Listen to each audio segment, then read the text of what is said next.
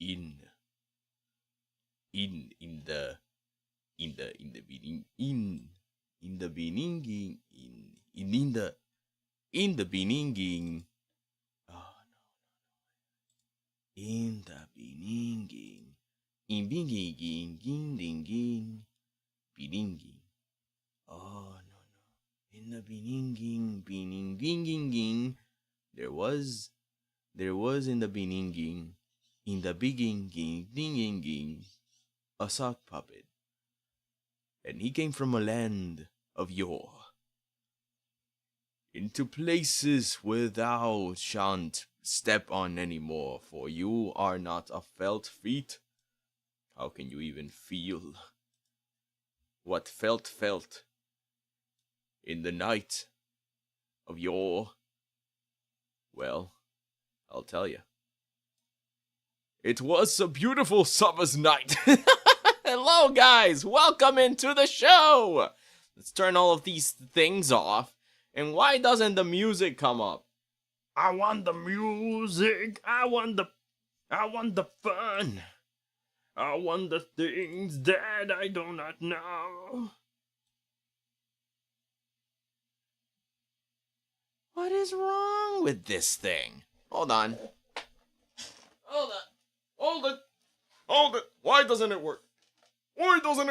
What's happening? Things are not as they seem. All right. Putting my emergency headphones on, I can distinctly figure out the circumference. Okay, what's happening? Why can I not hear anything? Not even the slightest thing.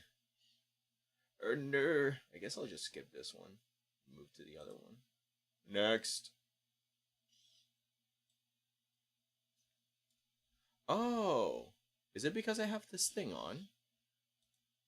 Well, silly goober. Ah, well, there it is. Should work now on OBS, right? But why?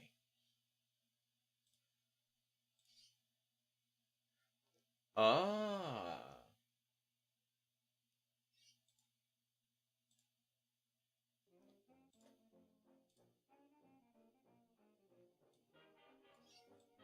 There it is. Turn it down on my end here. Turn it up for you guys.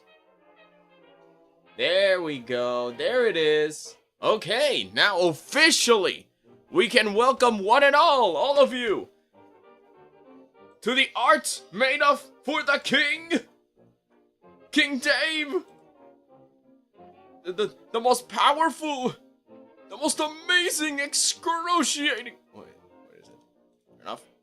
And finally, hello everyone. How are you? Welcome in, one and all. Oh, that's the browser.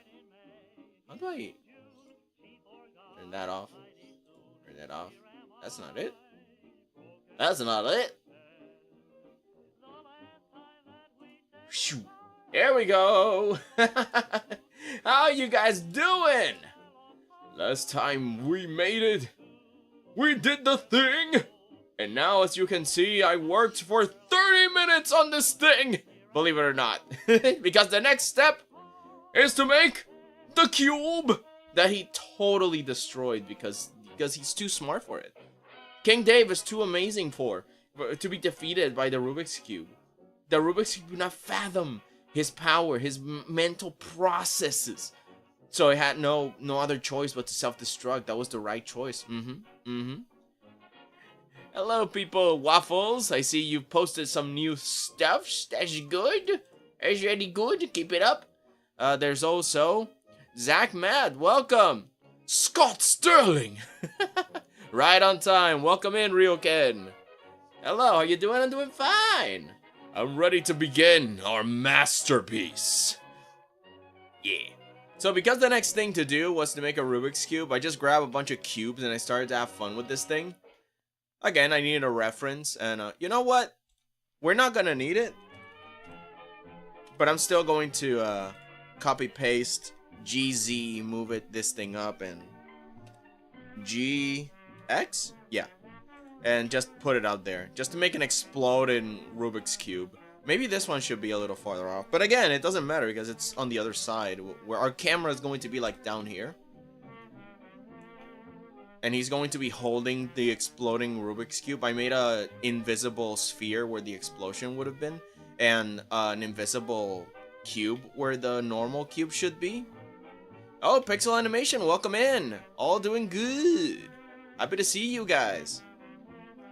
Just put it on this direction so I can see this cube on the side.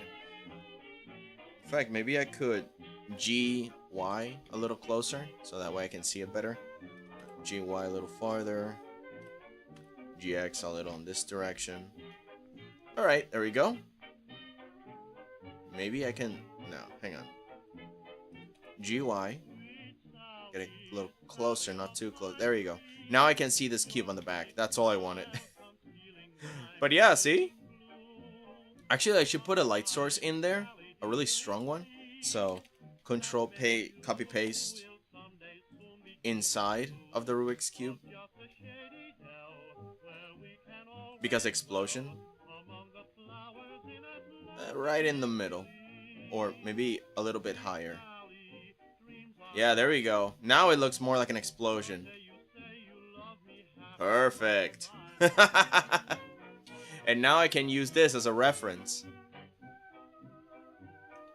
So I'm going to make sure that it's close to what we want. See, this is the last thing we did. And I want him to be holding an exploding Rubik's Cube. So we more or less get this pose. Let's go back to Blender.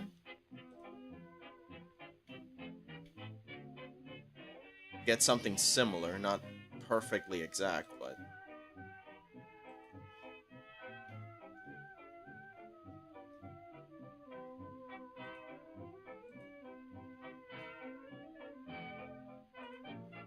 we can kind of see the side of it. Okay.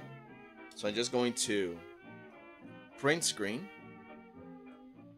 Capture this. And then we send it here. Where our references lie. And with that we can continue.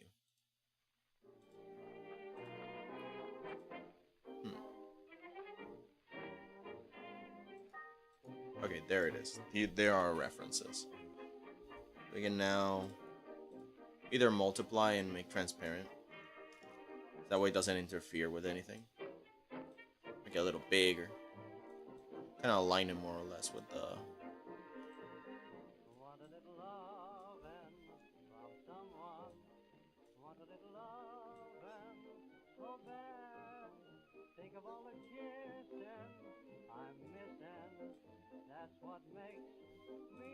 There we go. There. And now we can start. We have like this cube that we drew. Alright, let's move it to a little bit to the bottom so that way we can control shift click and teleport to the line art. Let's make it transparent because I don't think we need it. What we need mostly is the new reference, which is this. Alright, let's see. I see you're practicing how this 3D model, perhaps? No, this is for a reference because I want to explode a Rubik's Cube on his hand. And that way I can just have one. Blender is an amazing place for simple shapes to be used as good reference material. So I may have started a new series. The first episode was posted 23 hours ago, right? Episode 3 is almost done. I am the factory. These videos are easy to make. I did notice, yeah. I did notice that there were new characters. Like, yo, he's making a new series or something. I did notice. That was pretty cool. How many series do you have by now? You have like 3 to 4 now? Like, that's very ambitious. Although in a way, I think it's a great idea. Only in the sense that if you relax in terms of, you know, don't rush with any of them. you can definitely use it as a way to not burn out, because let's say that you are kind of tired of a dark story, you can just start working on a wholesome story. And if you're tired of that one and you want something a little bit more sci-fi, then you can just move to your more sci-fi story. You know that? Like, you can just jump from series to series. I mean, it will be kind of bad for ratings because maybe you'll like one for a long time more than the other, and it will take a while to update all of the series at once. But in the long run, once you're done, like, no one's going to complain because the wait is over. You're finished with them, you know? So I think that in the short run is bad for retention, but in the long run is good. Especially if it is for your own, mental health. Sometimes it's good to just relax and jump from place to place. Although, the only one bad thing is that you might be prone to getting tired of a series you're working on and then abandoning it for something else, or changing it so drastically that it's no longer the same thing. But that's different. It really depends on how you handle the series you're working.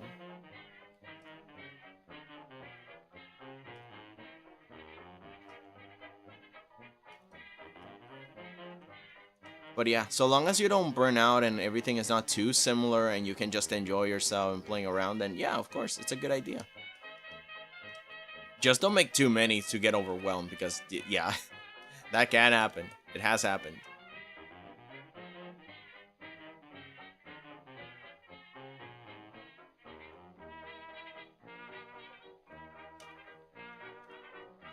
Where does the other one begin? Oh, okay, yeah. It's blowing up, so it's in that direction. Just gonna make a curve here on the corner. That's the other thing, that Rubik's Cubes have beveled edges for the colors. That's what will make it look a little bit more Rubik's Cube-y. It worked the last time we tried it. I was gonna tell y'all about my game, but I'm trying to keep it all as secret as possible. All that I'm going to say is that it's going really well, and the game I'm working on is coming out soon. I can't wait. Yeah. Keep at least the more important details a secret, but you can hype it up. That's, I think, one of the one of the hardest things to do when you are starting a new thing, to make a trailer, because you want the trailer to have very exciting things to hype it up, but you don't want it to have everything. So it's like that one balancing act of, oh, how much do I put in? And hopefully I don't put the only good parts on it. Because it kind of sucks, like in the movies, that you're like, oh, all the best parts are in the trailer, and that's it. Why should you go watch the movie? Yeah, that thing is an art form. Making trailers is, ugh. It's like the best parts, but also not all of it. Ugh. Or maybe a sense of misdirection, but even then, misdirection on a trailer is scary. Like, you don't want to clickbait your audience too much. Oh, you thought it was this thing on the trailer? No, it was this other thing. I don't know. It's like, people won't like that. Ugh, again, balancing act. Very strange, very bad. Yeah, it's called 𝐒𝐿, and it's about this cute ghost character. Every episode, like a single minute long, and there will be 5 episodes. That's good. So it's also all scripts done. Oh, that's great. Yo, see, you're cooking. You know, that's something I kind of wish a lot of people did when they're young, because they talk a lot about OCs and stuff, but they don't do anything. I think we talked about this before, that instead of telling me about your OCs, why don't you show me your OC? As in, make something out of it, and like, I'm excited to see new content, so yeah, just show me instead of telling me all these details about them and their backstory. And, you know, stuff like this is great. It builds up hype, and it establishes you as a creator. And people can take your OCs more seriously, because it's like, oh, so you're making new content. Oh my god, I can't wait to see it. And there you go. Like, it's a lot more invested. because then people can look forward to it as if it were a show with your consistency, especially if you love it. You know, if you love to do these kinds of things, then it'll be great. To hear every week that you actually have made new things and you're putting stuff out there is like, oh, you're establishing an audience, you're building up a portfolio. Again, even if it doesn't become super mega popular, you're building up your portfolio of stuff. And even if you end up hating it when you grow up, it's like, whatever, man, you filled a portfolio. That's far more important than never trying anything, leaving your dreams to be dreams. So yeah, I'm totally happy to see that people here are being very consistent on the things that they make, the games, the stories. It will pay dividends in the future.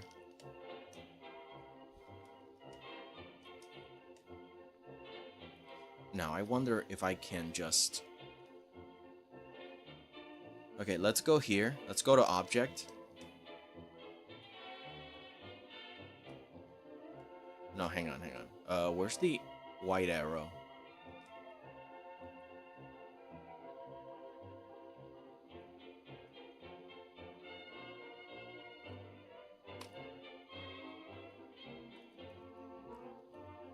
No, that's not it.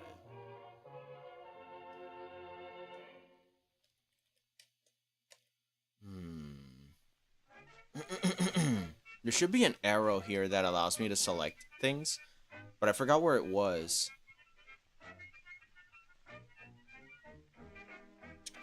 Yes, there's a black arrow and there's a white arrow. Or maybe I'm confusing it with Affinity Designer. Yeah, I'm confusing it with Affinity Designer, my bad. I'm just gonna use the marquee tool. Yeah, because in Affinity Designer, I can just select the vertices and then copy and paste them in the same layer. Wait, now I'm confusing Clip Studio because that's what I do in Clip Studio. Oy vey.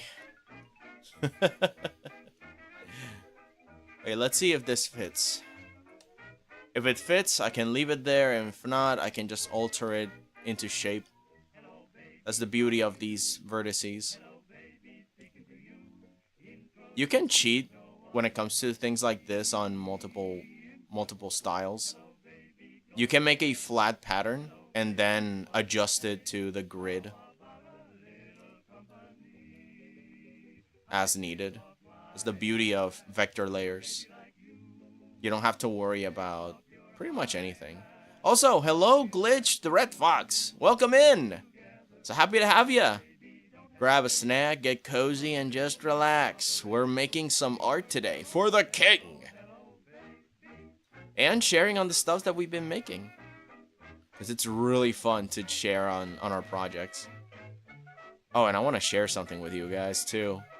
But first, let me see what you guys are saying. I have 5 things on my list that I'm planning to release. I have teasers and things coming up soon to promote my game. What can I say? It's FNAF fan game, and if I haven't told you. I think you did, yeah.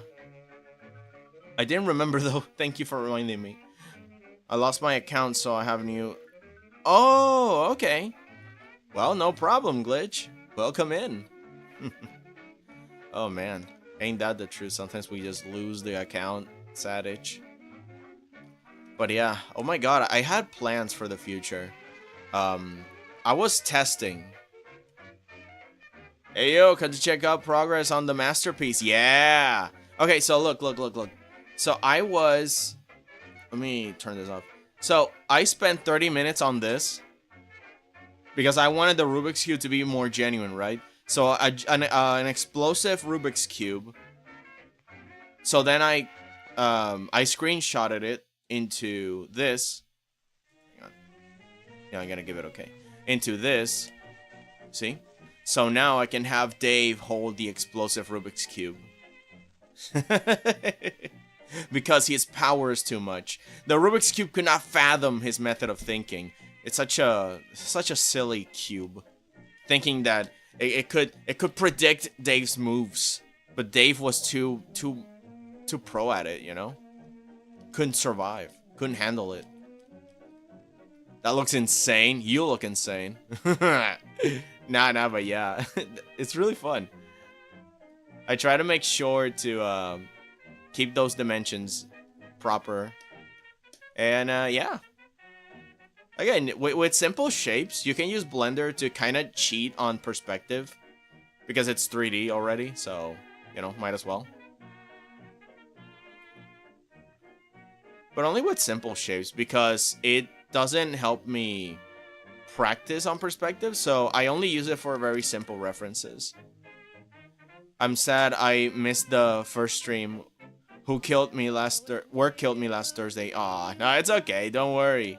You didn't miss much, except for Dave's powerful, unmovable pecs that we worked on. But, yeah.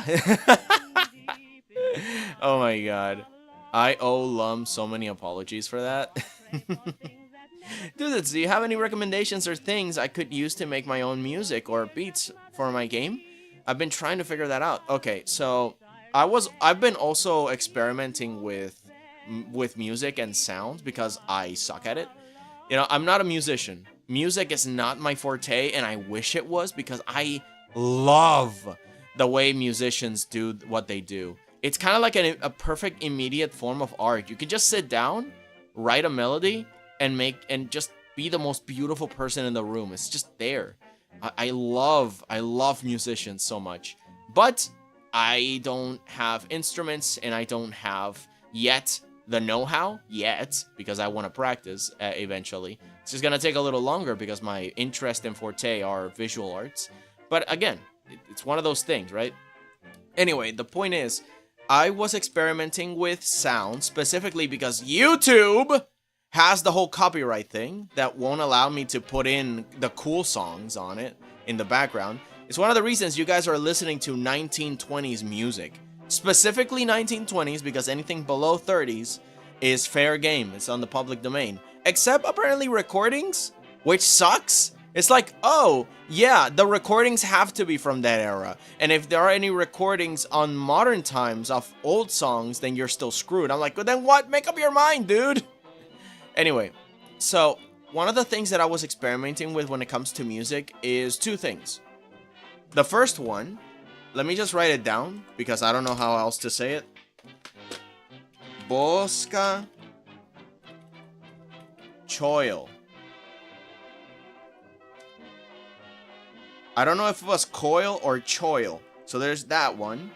I had a stream with that. If you look at the live streams, I had a stream where I tried this software and it was so much fun. However, the stream might have been boring because it's me, a non-musician, trying to figure out music, which is stupid. But the software is pretty good. I recommend you play with it. And maybe put a MIDI keyboard on it because honestly, I think it's what's the word? I think it's compatible. So check 𝐒𝐿𝐍𝐆. Then there is Dorico.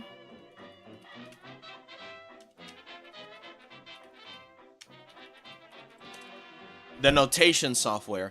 Here's the thing. I don't know if it's fair game to use the music you make with it until you buy it, which is $200, and I'm not sure, but it's free to download, and it's a little bit hard to download and install, but oh my god, is it so cool. You can write notation, and then hear what you write, and it corrects what you make, because you're not a musician, right? So it's kind of like a Word document, where you make a typo, and then it just automatically fixes it for you. Well, it's pretty good that way. It writes notation, and it helps you on that.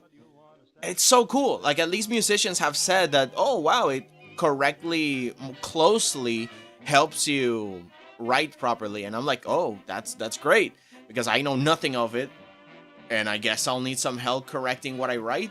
I just make something that sounds right, and it was really fun to mess with. I did a lot of good music with it. What I don't know is that if it's fair game to actually keep the music that you write, because you can write it and you can keep the music that you write, but the sounds, I'm not sure. Unless you have like a rock band, garage band in your backyard and you can try and make it by yourself on 𝐒𝐿𝐍𝐆 or with some instruments. But yeah, try it out. There's Dorico, there's 𝐒𝐿𝐍𝐆, and then there is I think that's what's called FL Studios. Hang on, let me see.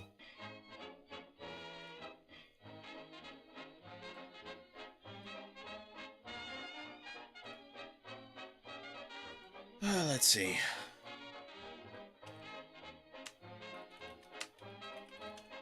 Let me see if this is the one. FL Studio. Yeah, this is the one. People have used it.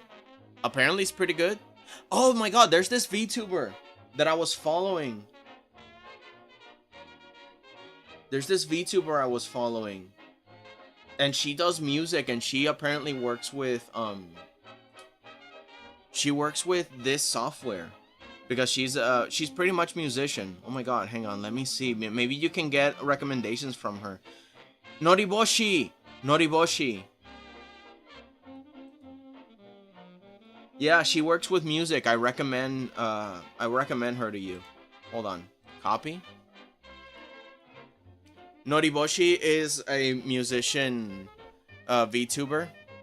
And she worked with FL Studios. Maybe there's a stream where she's working on it, on music, and you can follow her up. Oh, see? Here it is. Glowing up her theme song and stuff. So yeah, I think those are the things that I know of. Let me see. What else do I know about music editing? Well, the only other thing that I know is that... okay, so I'm looking for... Oh man, what's the word? I was looking for video editors and music editors, right? I mean, what is it? DaVinci Resolve, the video editor, has some editing for audio, but it's I don't know if it's good. Let me just write it down anyways.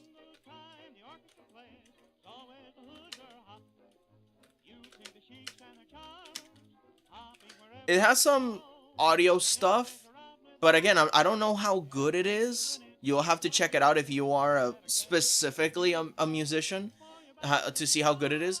But I saw a comment in a video of a guy that makes music editing and synth and stuff. And he basically told us straight up, you can't edit something that is bad. It doesn't matter how good you are in music editing and what software you use. What matters is that the samples you use are good. So you cannot edit bad music into... And I think I can equate it to illustration. If you give me a picture that was taken with your phone with bad lighting and with the bad specs, don't expect me to make beauty out of it, because it's going to be pixelated, it's going to be blurry, it's just going to be a pain to work with. And it's not going to look good in the long run. It's going to be this blurry mess. So the same thing works with music, right? So you cannot synchronize, you cannot edit, you cannot work with music that is bad. So either you compose something, or you write and play something really good and then work with that, or you'll be ended up working twice as hard for a subpar quality work. So apparently it doesn't really matter what software you use, so long as you're working with the right ingredients. And for now, those are the only software that I remember that I've tried that are pretty good. Everything else I've kind of forgotten about because they're not good enough. For, to me at least. But, yeah. I guess that's it. Yo! Oh, ow! Oh, my god. My thing fell. Everything fell. Whoa, thank you so much, Alex Rose. Oh my god, thank you. Oh, goodness gracious alive. Thank you. I was not expecting a donation. Oh my goodness, thank you. I don't know what to say. I'm very happy when I get donated to, but there's just no words to all the things. I'm just here blabbering about art. Sorry, I missed a lot of messages thinking about what music notation software you guys can use. Hang on. Oh, the music stopped too. Yeah, let me go back. Let me go back. Maybe it's just... Alright, I accidentally... There's this button on my keyboard that is play and play off, so... Okay, that looks insane.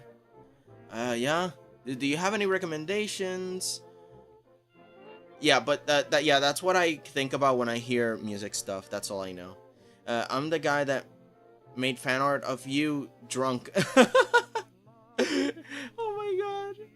That sounds awesome. Nothing too crazy though, because I only have a Chrome HP laptop I use to do everything animating and making games. Okay, so Dorico is very heavy. Dorico is really hard to install, so maybe if you have a low-end PC, don't try it, or maybe try at your own risk. Because honestly, I'm begging you, Dorico is worth it. It's worth the try. Look at videos to kind of familiarize yourself with what you're getting into. But I believe Dorico will be great for you. And if you're into video game music, try 𝐒𝐿𝐍𝐆. It's free and it's very expansive with video game sounding clips. It's really good. 𝐒𝐿𝐍𝐆 is pretty good for those who know what to do with it. And I don't, but I know you will.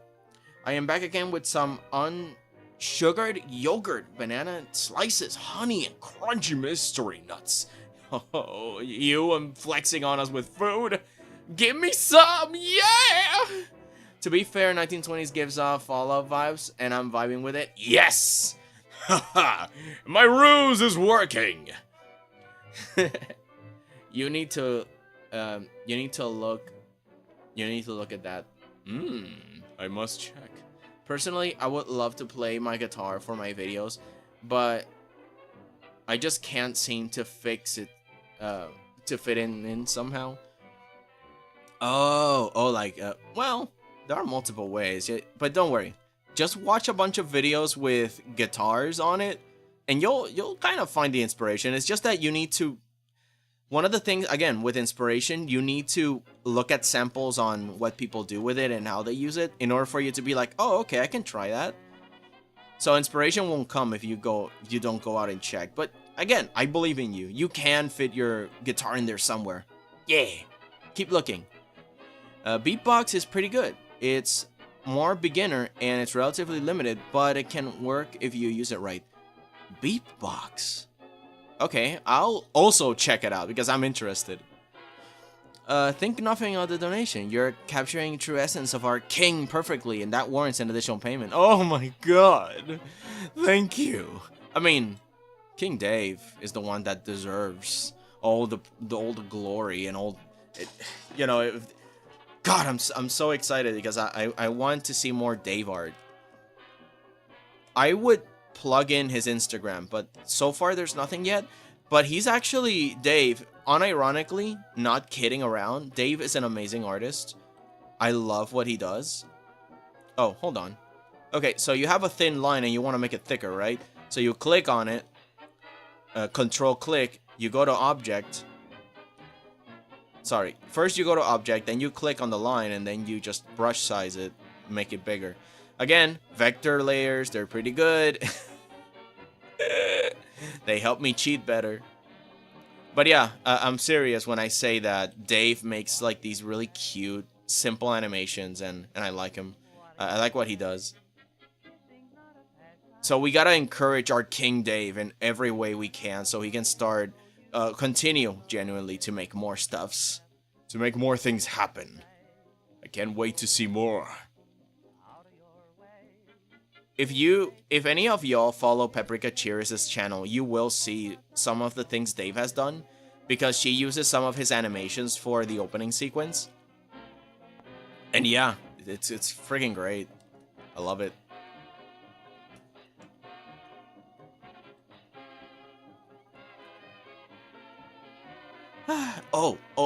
Right. I wanted to tell you guys something. So, I was giving a huge rock. Like a big rock. And, oh my god. And and they asked me, hey, could you paint this rock? I want like a sunset on it. And I'm like, oh man, okay, I'll try. I haven't painted in years, and I wanted to do it, but I've been so busy. And I'm like, okay, I need to paint this thing as soon as possible. But what do I do? How can I fit it into my schedule? And then I go like, oh, what if I make a hand cam stream and paint the rock with people. You know, like that way I can, again, I use streams to hold me accountable so I can draw more and make more projects work, right? And I was so eager. I was like, oh my god, I can do a hand cam stream and I can do X, Y, oh my god, it's gonna be great. Then I realized that hand cam streams are a little bit harder to set up than I thought. Because I thought I could do it with the phone, but I can't.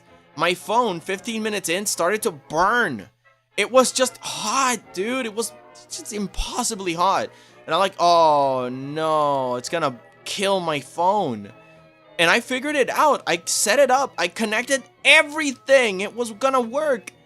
And then my phone was like, boss, I was not made for this. Please, please stop. Oh, I gotta go back to work. I'll be back if you're still live. Yeah, I'll be live for like 3 more hours or 4 more hours, so you're good. But yeah, I was like, no, don't tell me I won't be able to do a hand cam stream. No. So I either have to just paint the rock and give it to the person, because it's not like I was doing it as a commission. It was not a commission. It was just a favor because someone knows that I do art. And she's this really nice elderly friend of ours. And, you know, I'm not going to charge for that. It's like a friend of ours. Like, yeah, sure, I'll paint it. It's fine. And she even gave me the paints for me to do it. It's just that I've been busy. But yeah, I want to finish it. And I wanted to do a hand cam stream for the first time. But it seems that I have to buy a webcam. I have a webcam, but it's like the ones installed in the laptop because I'm using a laptop. An MSI laptop, and it's just drilled in there. I can't just pull it out, and I'm not smart enough as a technician to do that anyways.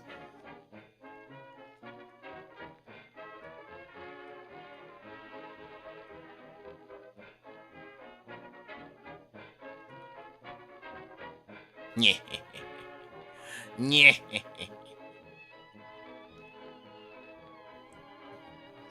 Control, click, drag, let go. Control, click, drag, let go. Control, click, drag.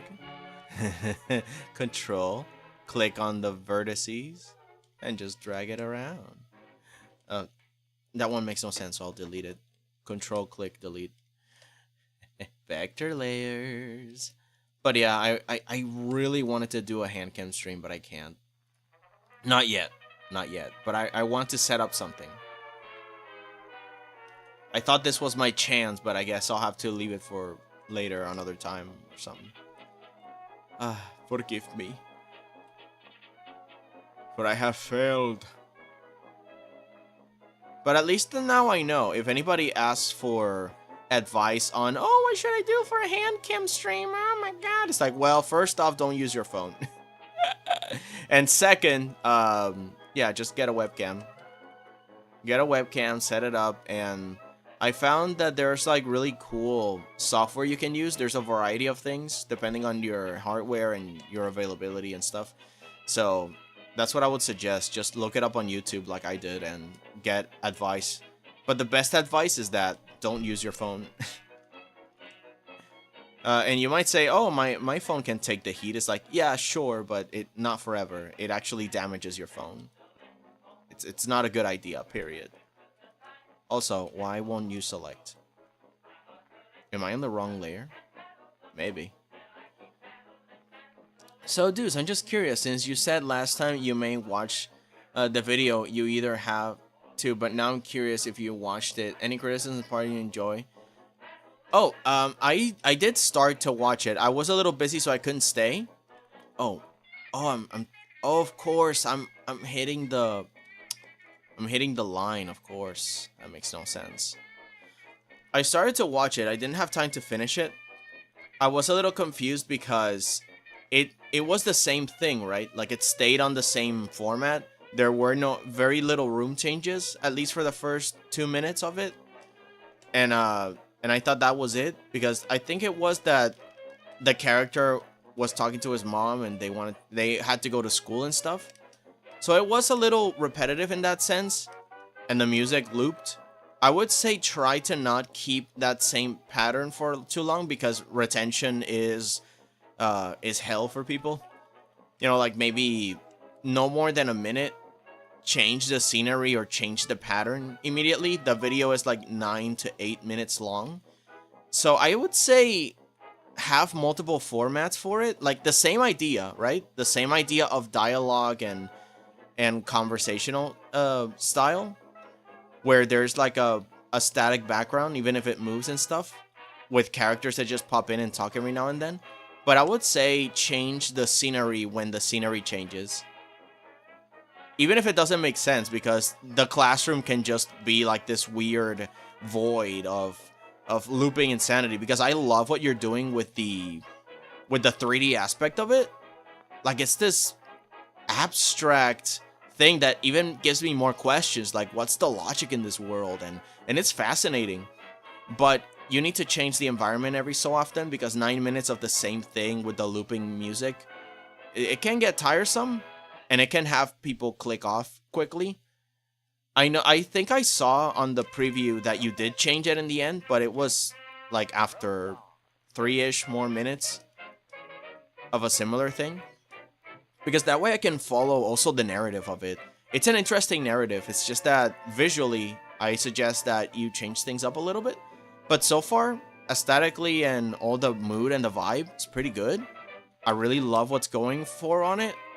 And I'm interested to see like the finishing of it. It's just that. Little repetitive, but everything else is pretty good. I love it. Yeah, it depends on the person. Some people can just follow the dialogue, but if it's a video, I suggest that actually that's one of the advices that I could give, because I saw a video that was talking about how cinema is changing in terms of they're missing a lot of styles that a lot of original older directors were using to keep the attention on. Oh my god, I think I have recommended this to you guys, but let me see if I can find it, because this video is really good. Actually, I'm curious, what is this? Oh, okay. Oh, look, there you are. There's Waffles, and one of his new series, episode 2. 𝐒𝐿 official series, episode 2. Go check it out. But yeah, let me go here.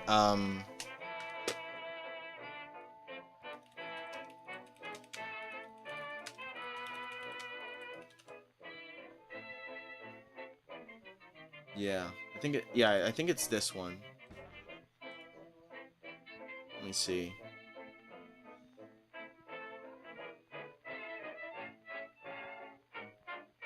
Yeah, it's this one. I recommend this video because it's talking about movement in a scene.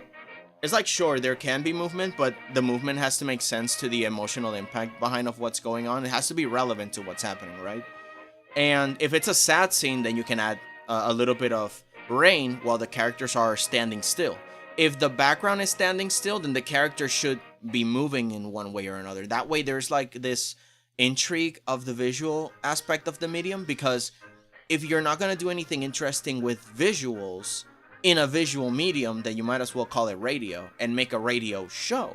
Not saying that it's a bad thing, but it's good that you abuse the full range of what you can do with the visual medium of it. And to play around with shapes, to play around with composition and geometry of the composition, to frame characters that are sad or scared and isolated into these really secluded cubes. Like, okay, there's a scene. Oh, okay, he's talking about triangles. Like, every scene on Kurosawa's thing involved, like, the way your eyes move across.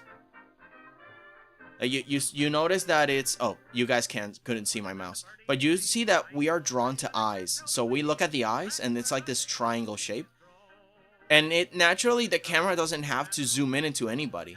We can just look at these, and there's not an extra person to get us confused. It's just 3 people, and it makes a simple triangle for our eyes to just change perspective. And then there can be scenes.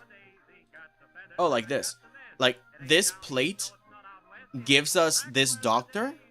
Like, look at this composition. It's very simple. And even if there's a face, it's aligned together so we can follow the action of what's going on. They're making surgery, and the doctor is clearly a different color. Well contrasted from the background. Like, you're using visual indicators to tell the story rather than just tell us. Again, abuse the visual aspect of the medium. If the characters are slowly contemplating something, put a little rain that is more action-packed on the background, even though if it's supposed to be soothing, to enhance the melancholy of the scene, if that's what's actually happening. And then you have, by comparison, a very scenic background. Nothing is happening in the background. And you have very colorful, very obvious characters in the forefront. Have some action. Have some energy. If the background is full of energy, you can have the main foreground character be a little bit more slow and contemplative. You see? And even if the room and the background is passive, there's still a little bit of smoke environment, because Kurosawa used environmental aspects to give a little bit of more extra movement. And when the character says something impactful, the crowd reacts, and now there's impact movement in that way. And if there's a lack of movement, one character very animated and everybody very static, there is an impact also. Like, it's a contrast thing.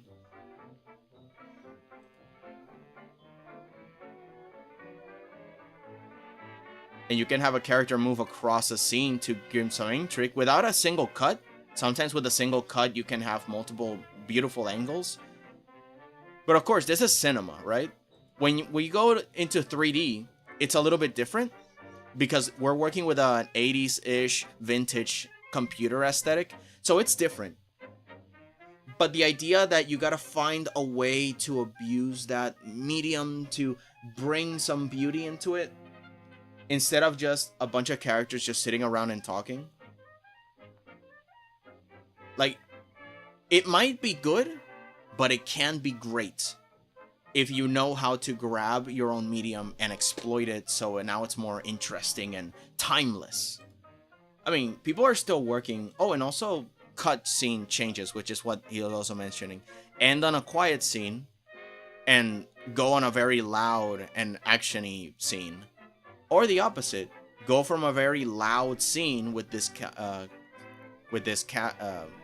waterfall, and then cut into something a little bit more pleasant to just sell the impact of what's going on. Very loud to something serene, or something serene to something loud. And if you're going to change some scenes, you can have a single action on a close-up and then have that effect ripple across the larger crowd and the scene. And again, very simple passive, but the wind is still blowing and giving that aspect of movement to give more drama to the scene. And the smoke is still there, even though there's two characters just sitting around. Again, check the video. It's really awesome. It taught me a lot of cool things. And it can make your action scenes a lot greater. Or at least not action scenes, but just your conversations, your movements, again, just show us something fun and cool of the world. And if the characters are in a different location, show us that location. We like your world. We want to see more of it. Oh, you're in school now? How does school look if the home looks so strange and surreal? But yeah, I love what you're doing. Please keep doing it, Waffles. That's the thing. I want to see more. If I don't see more, it's like, oh, come on, Waffles. But nah, you're doing great. Please keep going. I love it. This is random, but is it okay if you do multiple things at once? Like, I'm doing animating and making games, and in the future I'm planning to make music, songs. Should I only stick to one thing? I would say making multiple things... my keyboard fell. Making multiple things is not a bad thing. What's bad is if you're wasting too much time on it and you want to release something. This is why you delegate. This is why you hire more people to make a studio or a group or a friend group in Discord and say, hey, let's collaborate and make this big thing. somebody actually contacted me and asked me a bunch of questions about what makes good writing and stuff, because he has a team of people that just volunteer to make some cool stuff.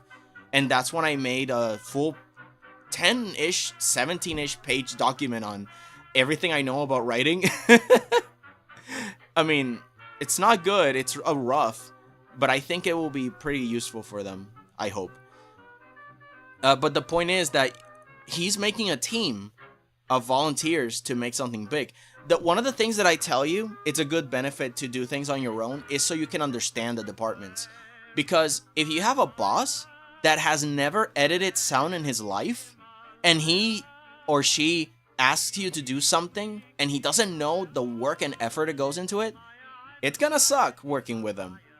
You know, because they're going to demand things that they don't understand, takes time, or it takes certain effort, and they just don't know how to communicate with you in the right language, because they don't know also how to edit it. It's like, oh, you know, it needs a little bit more pizzazz, and you're like, what does that mean? You know, in the world of sound and editing, what is that?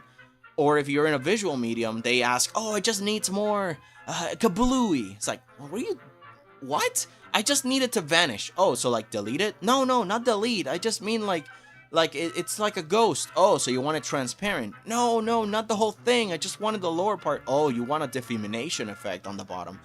A what? Oh, don't worry, I got you. So, you know, it's a lot easier if you have worked on different departments and you kind of understand some of it enough, so then when you're in a team, you can work with other people. So I'd say, please keep practicing on multiple mediums so you can self-realize. And maybe you can adapt a new medium that you're a fan of for now. And maybe even change departments fully. Maybe you stop drawing and start making music for people. Who knows? Humans change. And it's good to change and not feel guilty that you're betraying anything because, oh, I don't paint anymore. I'm only doing music now. But hey, do you like it? Yeah, well, there you go. You're a musician now. Congratulations. But the thing is that you're still creating. But I don't find it bad if you're doing multiple things. Like, look at me. I'm making illustration. I'm also doing 3D. I'm also doing a little bit of music, even though I'm not good at it. But I want to practice. So I'm doing music. I'm doing this. I'm doing that. But I do know my strengths. So if anybody asks for a commission, I'll tell you, okay, I don't know how to make music, so don't commission me for music. But I know a few musicians. And then I can just go to Pixel Animation. He's making music and he's done a good job. You know, you have a portfolio. And then I send them your way. This is also how you make good friends and networking, you know?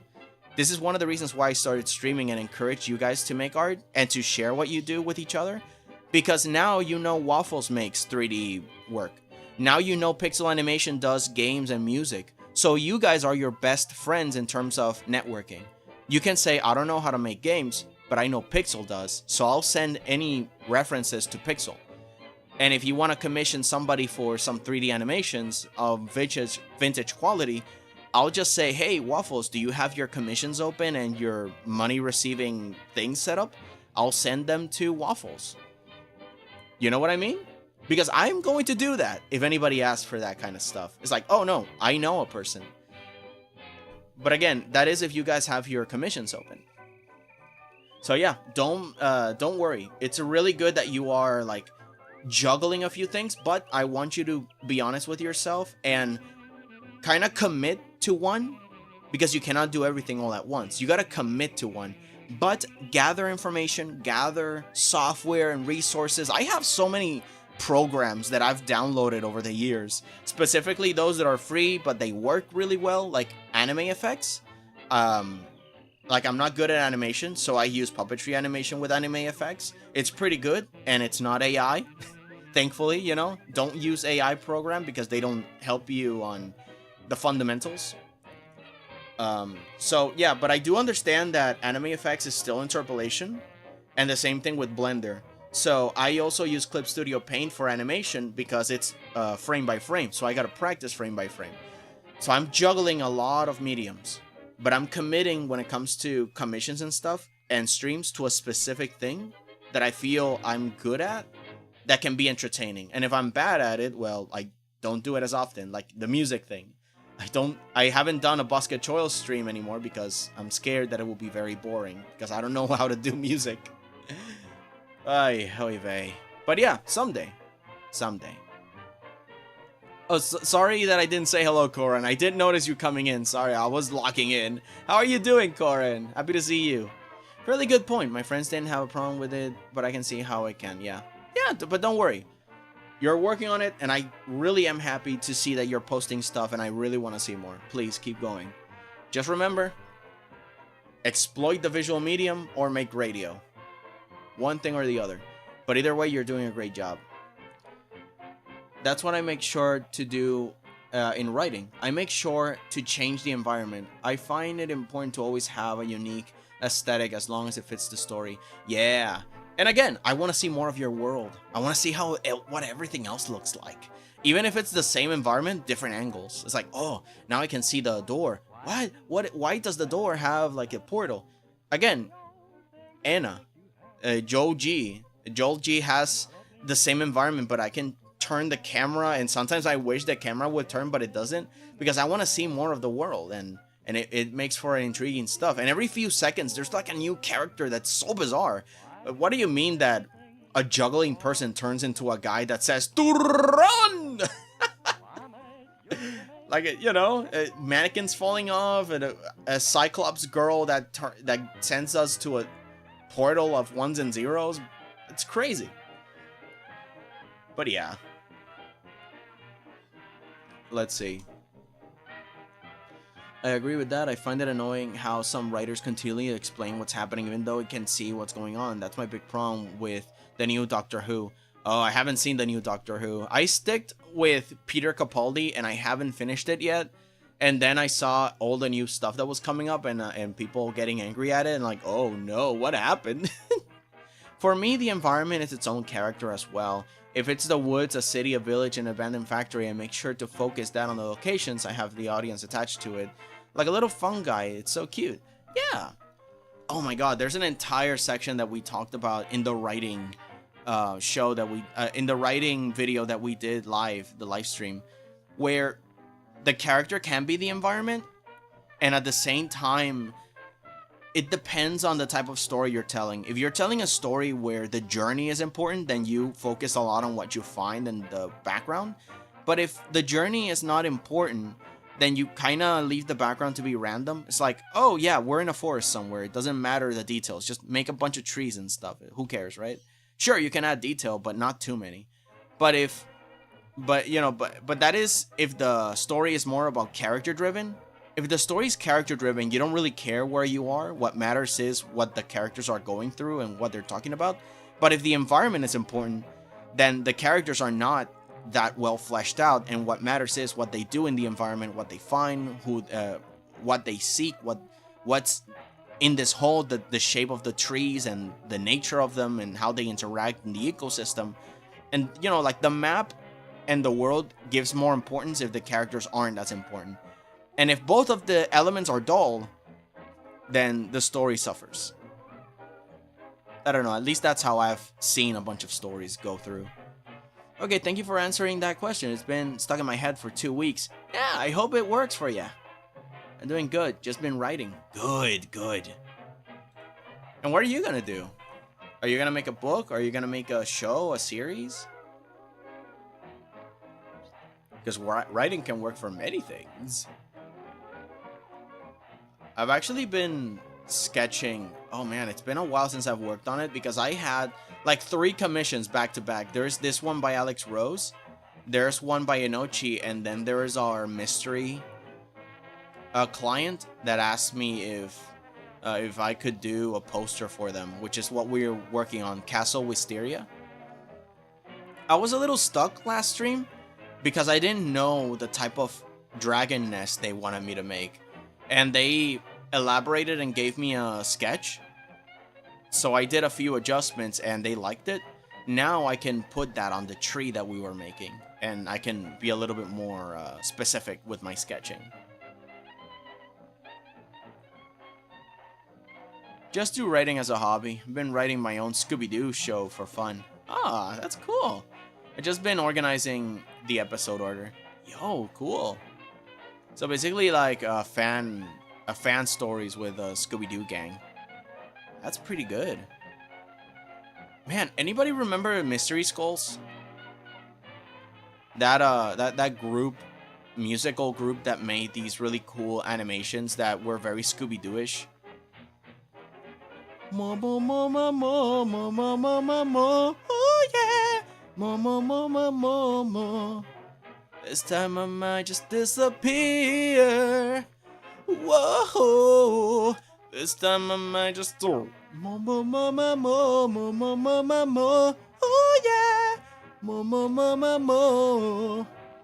God, I love it. I want to ask for some help. That sounds better for...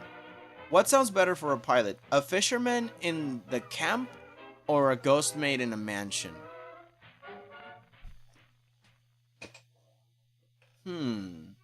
Yeah, exactly. This is my first time writing something for an existing franchise. Oh, that's pretty good.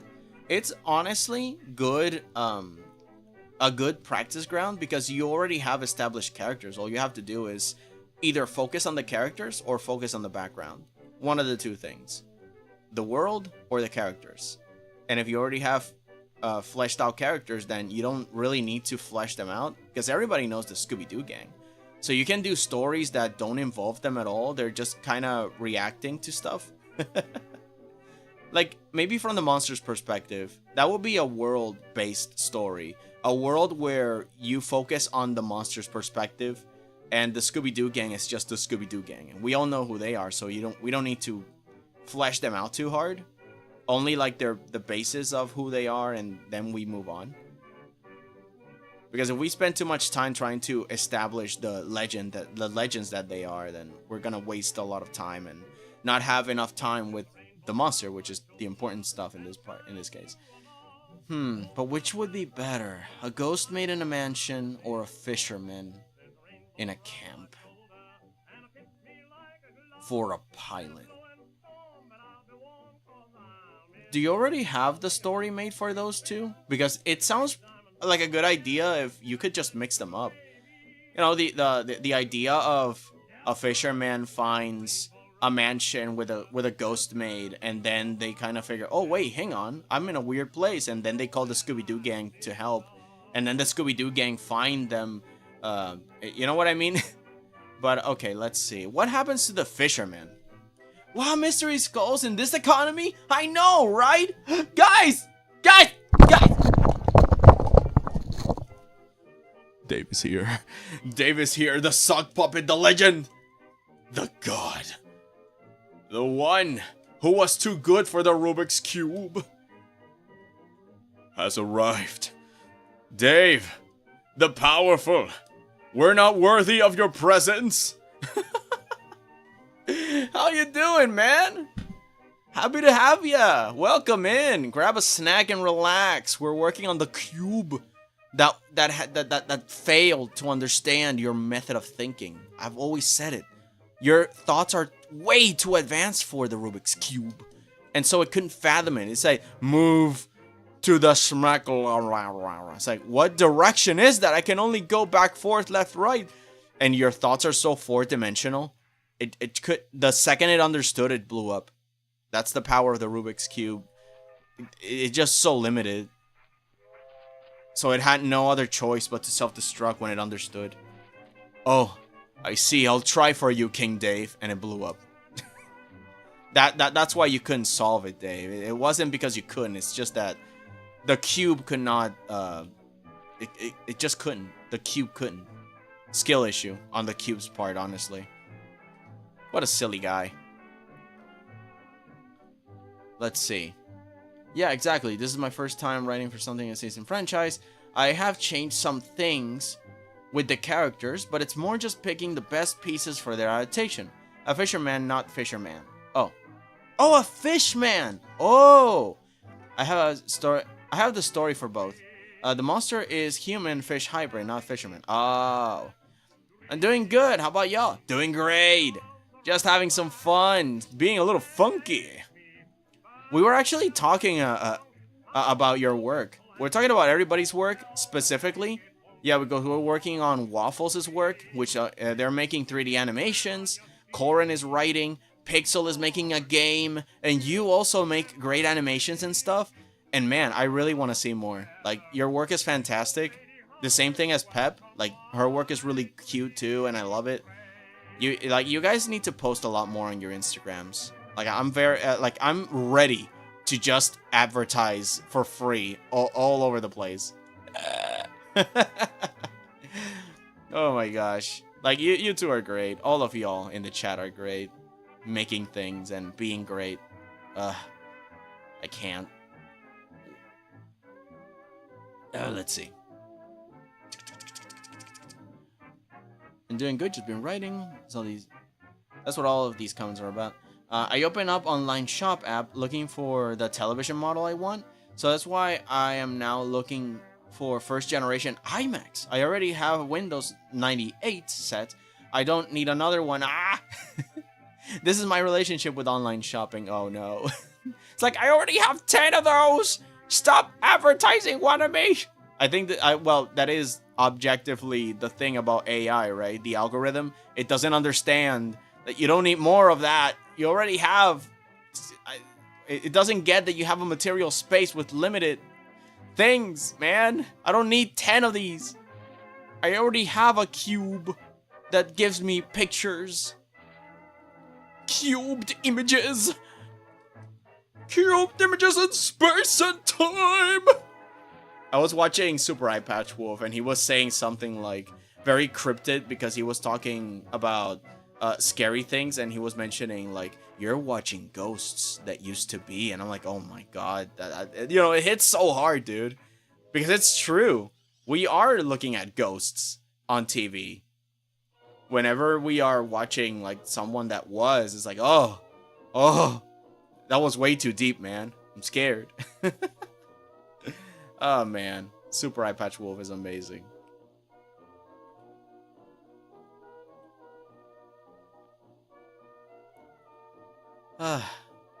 This is great. Just hanging out, doing some art.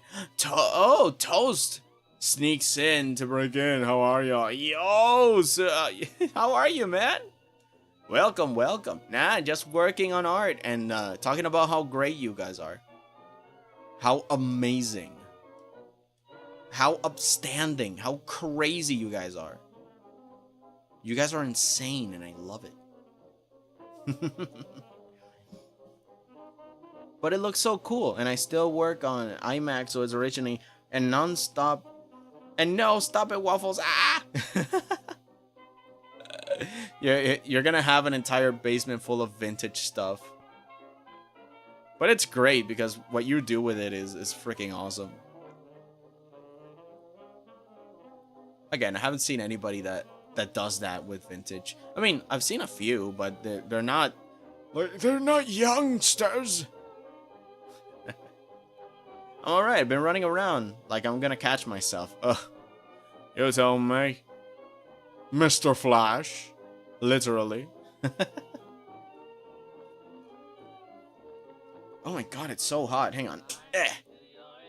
I hope the microphone's not capturing my fan because... Woo! And I have it on 1 just in case because, again, I don't want the fan to just be in the way of the audio. Just I don't have air conditioning. So I'm just here with a single fan and a spray bottle of water, which I don't use anymore because it makes the entire room super humid, and I'm just dying out of suffocation. No breathing. It's okay if you say no, of course, but can you help me play tester for my game when it's done? I don't really know if there's gonna be a bug or not. Well, I can check it out. It depends. I mean, I could try and play test it. Maybe. It depends. I don't play everything, so it depends. But you can also ask, like, close friends and stuff because you already know them. But yeah, I'm not sure. If you have my Discord, you can try and send it to me there, and I'll see if I can find the moment that I can check it out. God, I'm so busy. Let's see. I don't have a basement. It's all in my room. A super small room. I'm already too small for my computer. Oh no. You're gonna be like when I had my first room that I think I already talked to you guys about this. my original first old room, which basically I could monkey bar around it and make it to my bed that way.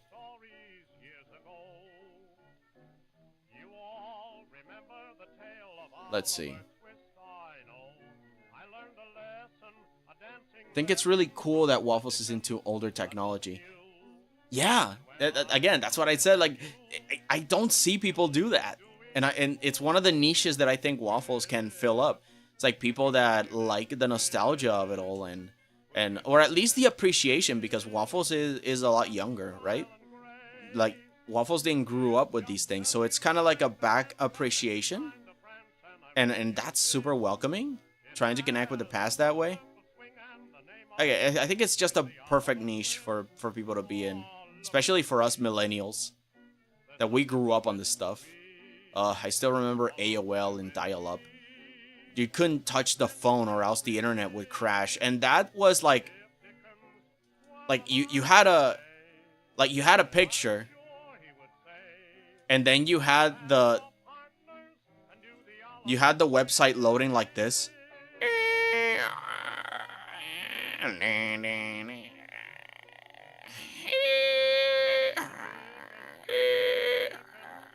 And it was actually a lot slower than that, by the way. I'm just doing it for quick effects, but honestly, it took us like sometimes 15 minutes, depending on how good the connection was, to load a single JPEG or the entire website. It was horrible. And God bless if someone like didn't touch the phone the entire time. There's so many horror stories of about to finish loading and then suddenly someone's mom picks up the phone and starts talking to her friends, and then you're just waiting for the conversation to end. Ugh. So many things, man. Do you have a freezer? I'm just gonna stream from my fridge, man. I'm just gonna open the freezer. I'm just gonna cuddle in and... Jeez, man. Let's see. Yes, I can put my leftover cassettes in the freezer.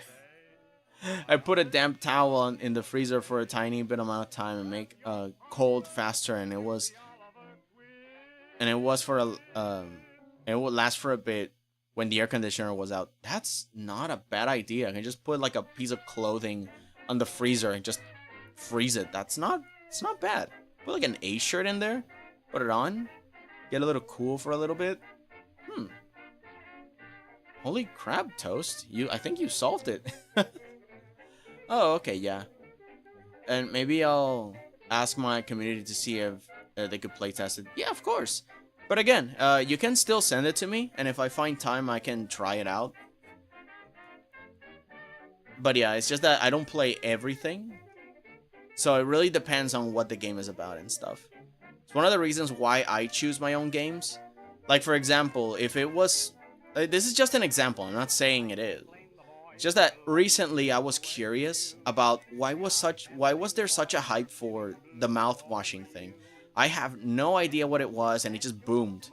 And I'm like, okay, what is this? So I looked for a video that explained it, and I'm like, why do kids like this? This is not kid-friendly at all, jeez. But I mean, I guess that's why. I guess that's the reason. When I was a kid, I was into a lot of things that I wasn't supposed to see on the internet.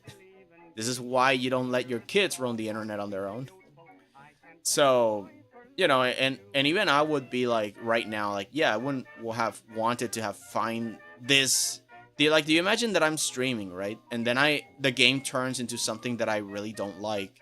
And then I'm just uncomfortably just waiting for it to end or change or something, and it doesn't. And it's like, now I'm stuck for another 4 hours on this game, and so that's one of the reasons why I'm very skeptical on getting onto new games, because I'm very picky about it. I mean, otherwise I would just play anything. It's one of the things that everybody does, right? They just pick a game and go, which is no problem. But yeah, I'm personally a lot more picky, which might suck. Oh, it's popular, you should try it out. It's like, yeah, you know. I don't chase the popularity train because of that. It's like, maybe I won't like it, and then I'm just stuck playing something I don't like. But I will still give it a shot. I'll still give new things a shot. But at the same time, how do I do that and not get spoiled also if I'm trying to investigate what the game is about? 'Tis the balance that I carry with the kind of person that I am. But oh well. You know, it's a cross that only I carry. I don't try to make anybody else carry that. But yeah, I'm a goof. I'm a goober. No, don't bend that. I don't want that. No. Yeah, move that. I want you to move that one. And no. Ah. Yeah, that one.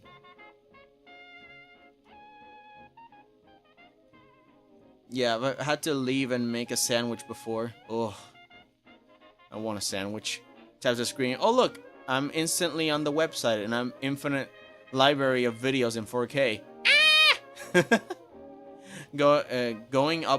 Growing up poor, coming out with solutions. Yeah, it's not kid-friendly mouthwashing, but they also like FNAF, which is also about death. Yeah, but mouthwashing has some abuse topics. You know what I mean? Like it has, at least FNAF has like the little cartoon characters that even though they are scary, that's all they do. They don't show like the gore. They don't show the way they kill you. They just tell you what happens. They don't show you the grotesqueness of what happens. But mouthwashing just straight up tells you that there is abuse in the ship, and they just show you the gore of the guy, and there's cannibalism and everything. It's like, oh Jesus, man.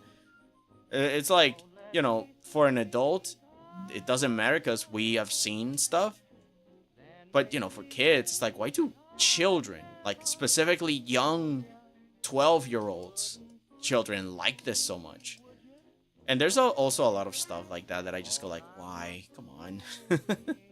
But yeah, the point is, I wouldn't have liked to have played that at all. It's not my kind of game. And again, that's why I'm very picky. Because what's popular doesn't necessarily mean that I want to play it. The same thing goes for that I might not have the money to purchase it, which is a different topic altogether. Because I would like to play Repo, but not until recently, where I got my, like, the big commission with the Wisteria Tower. Now I can go ahead and buy Repo and play with people, because I've been invited to play. It's just that there's also the idea of, what if I buy a game? It's like $10 or something, and I don't have that much money to splurge, and we only play for like 2 or 3 times, and it's not popular anymore. Nobody plays it anymore. Because you know why? It happened with like Lethal Company. I love Lethal Company. It's a really good game, and I still play Among Us, but very few people play anymore. And it's like, well, crap. Is it a worthwhile purchase at the end of the day? I don't know. How many people are there playing it? It's like, I see the leaderboards and it's like, oh, just 2 people. It takes like 10 minutes to make a room where people join on the public lobbies.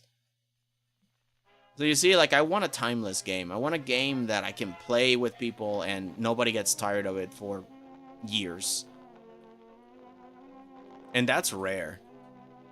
It's one of the reasons I'm waiting for Silksong, because my god, I've been playing Hollow Knight for years. I've never gotten tired of it. Only now I'm streaming it, but I've played that game so many times, dude.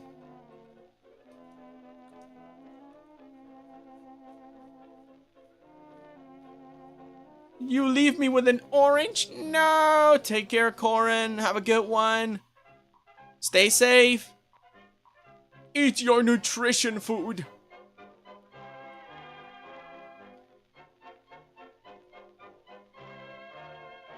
Yeah, I know. Understandable. Mouthwashing is an A24 movie. Too much.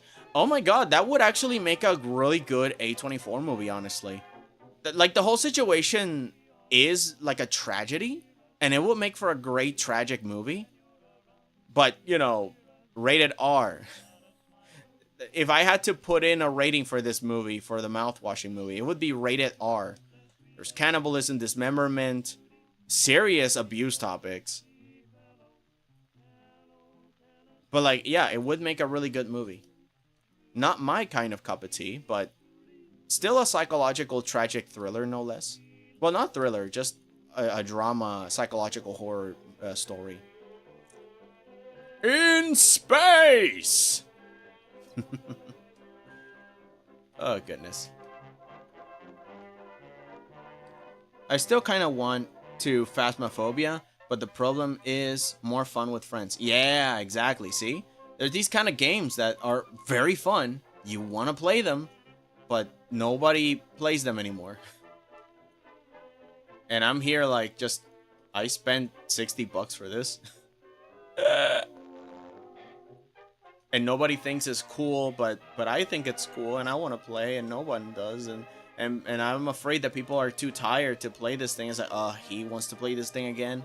You know, like it might be some of the few times I've had like a little bit of anxiety over this.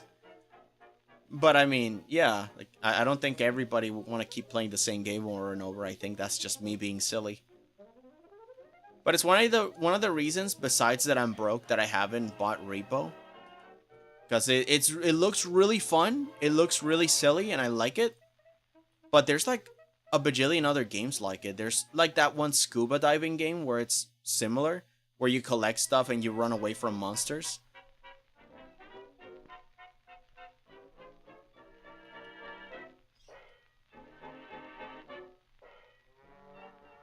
What's a Stroop waffle?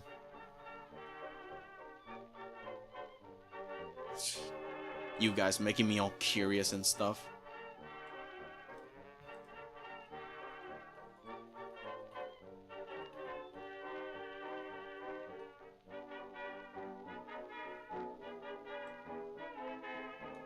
Especially Waffles, who brings the most delightful concepts for food, and I'm just here like salivating over him. Oh, it's just Waffles. Still looks pretty nice. Oh my god. What are you doing to me, man? Don't stop. I can't stop scrolling. Wait! Ah! God, that looks delicious. How could you, man? How could you, Waffles? I didn't think you would want to hurt me this way. I didn't want to think you hurt me this way. Making me think about delicious food. Let's see. I gotta go back to work. Hope you all doing a good day. Okay, Toast. Have a good one. Take care. Happy to see ya. Just add ice cream. Ah! So you wanna hurt me and then dip? Man. Just some ice cream with warm waffles. Oh, stop. Shut up. Oh, that's good. It's a popular Dutch type snack. Yes, I can imagine. It's thin with 2 waffles with stroop, which you can compare it to caramel. Stop. It's sad, and you know it now in the new generation, or just YouTube in 2025. I feel like the new game developers are sadly only making games because they want YouTubers to play it. Gotta go for real this time. Okay, well, take care, Toast.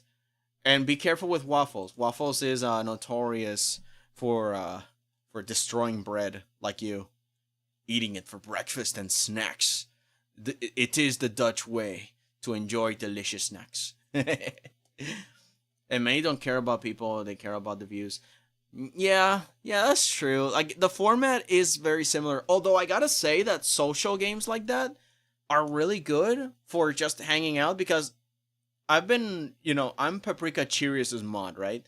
And I had to make on her server a channel that's all about community games, because what if you want to make a community night and play with other people? You need games that are social, but they're not overwhelming. So games like that are pretty good. I'm happy that those exist, even if they are for the views, so long as it facilitates that social grouping, like I like. I grew up with this thing. I don't know if you guys know about it, but back in the day, there were like these MMOs for children, like Wizard 101 and whatever. And in my case, I played in this game called Gaia Online, and I loved it so much because you get to hang out with your friends. You can just, hey, I'll just hang out in Gaia and we can walk around and talk. So not only was it a chat room, it was also a room where you could just run around and talk and hang out. And it was so much fun. Yes, I'm still watching. So, yeah, it was pretty crazy. But now there's very few of that. And yeah, I just miss it. Oh, you've canceled the message. Haha, but it doesn't work. Because I can still see it. Let's see. See a toast. I'm a little food devil. Yeah. You gotta be careful with waffles. It's in the name. The little food crazed creature. Go buy waffles. Good luck with everything. Okay, so here's the thing that I really don't like about this chat system is that when you delete something in the chat, it doesn't delete here. I said the wrong name. It's okay. But you see that it doesn't delete when you delete it? I want to figure out why it doesn't do that. Streamlabs, why don't you help me, man? So yeah, I'm sorry about that. That it still shows. Keep that in mind, everybody in the chat. Whatever you say will stay on this visual chat, even if you try to delete it on the live chat. I'm trying to fix it. Don't worry. I'm trying to fix it. The only way I thought to fix it right now is to give it a timer so it vanishes over time, because I wouldn't want like a bad comment to just stick there for the whole time and nobody else comments, right? So that, yeah, I'm sorry about that. All right, let's see. Why is the music still off? Oh, now you want to play. Great.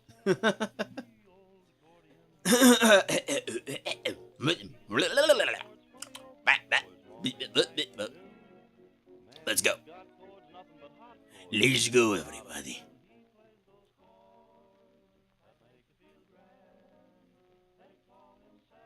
Man, I'm very sad that I wanted to do it next week. I wanted to do a hand cam next week, but I can't. I don't got a camera for it. Unless I freaking unless I grab my laptop and I put it on my lap, like literally a laptop, and I move all the cables and use the laptop webcam for it, and I'm painting on my desk, which I don't know if it's going to be great. I don't know, man. My comment will be in your video for the rest of your in my life. Dramatic music plays in the background.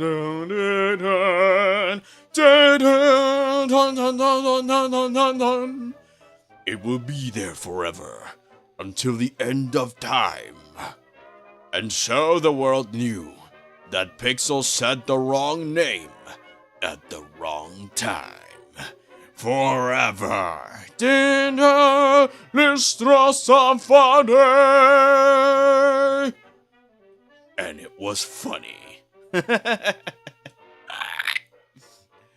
Oh man. Nah, don't worry. It's not that bad. I have had to go back and edit the video itself so I can change things, or at least blurry some comments that I don't think were pretty good. It has happened before, and it is extra work.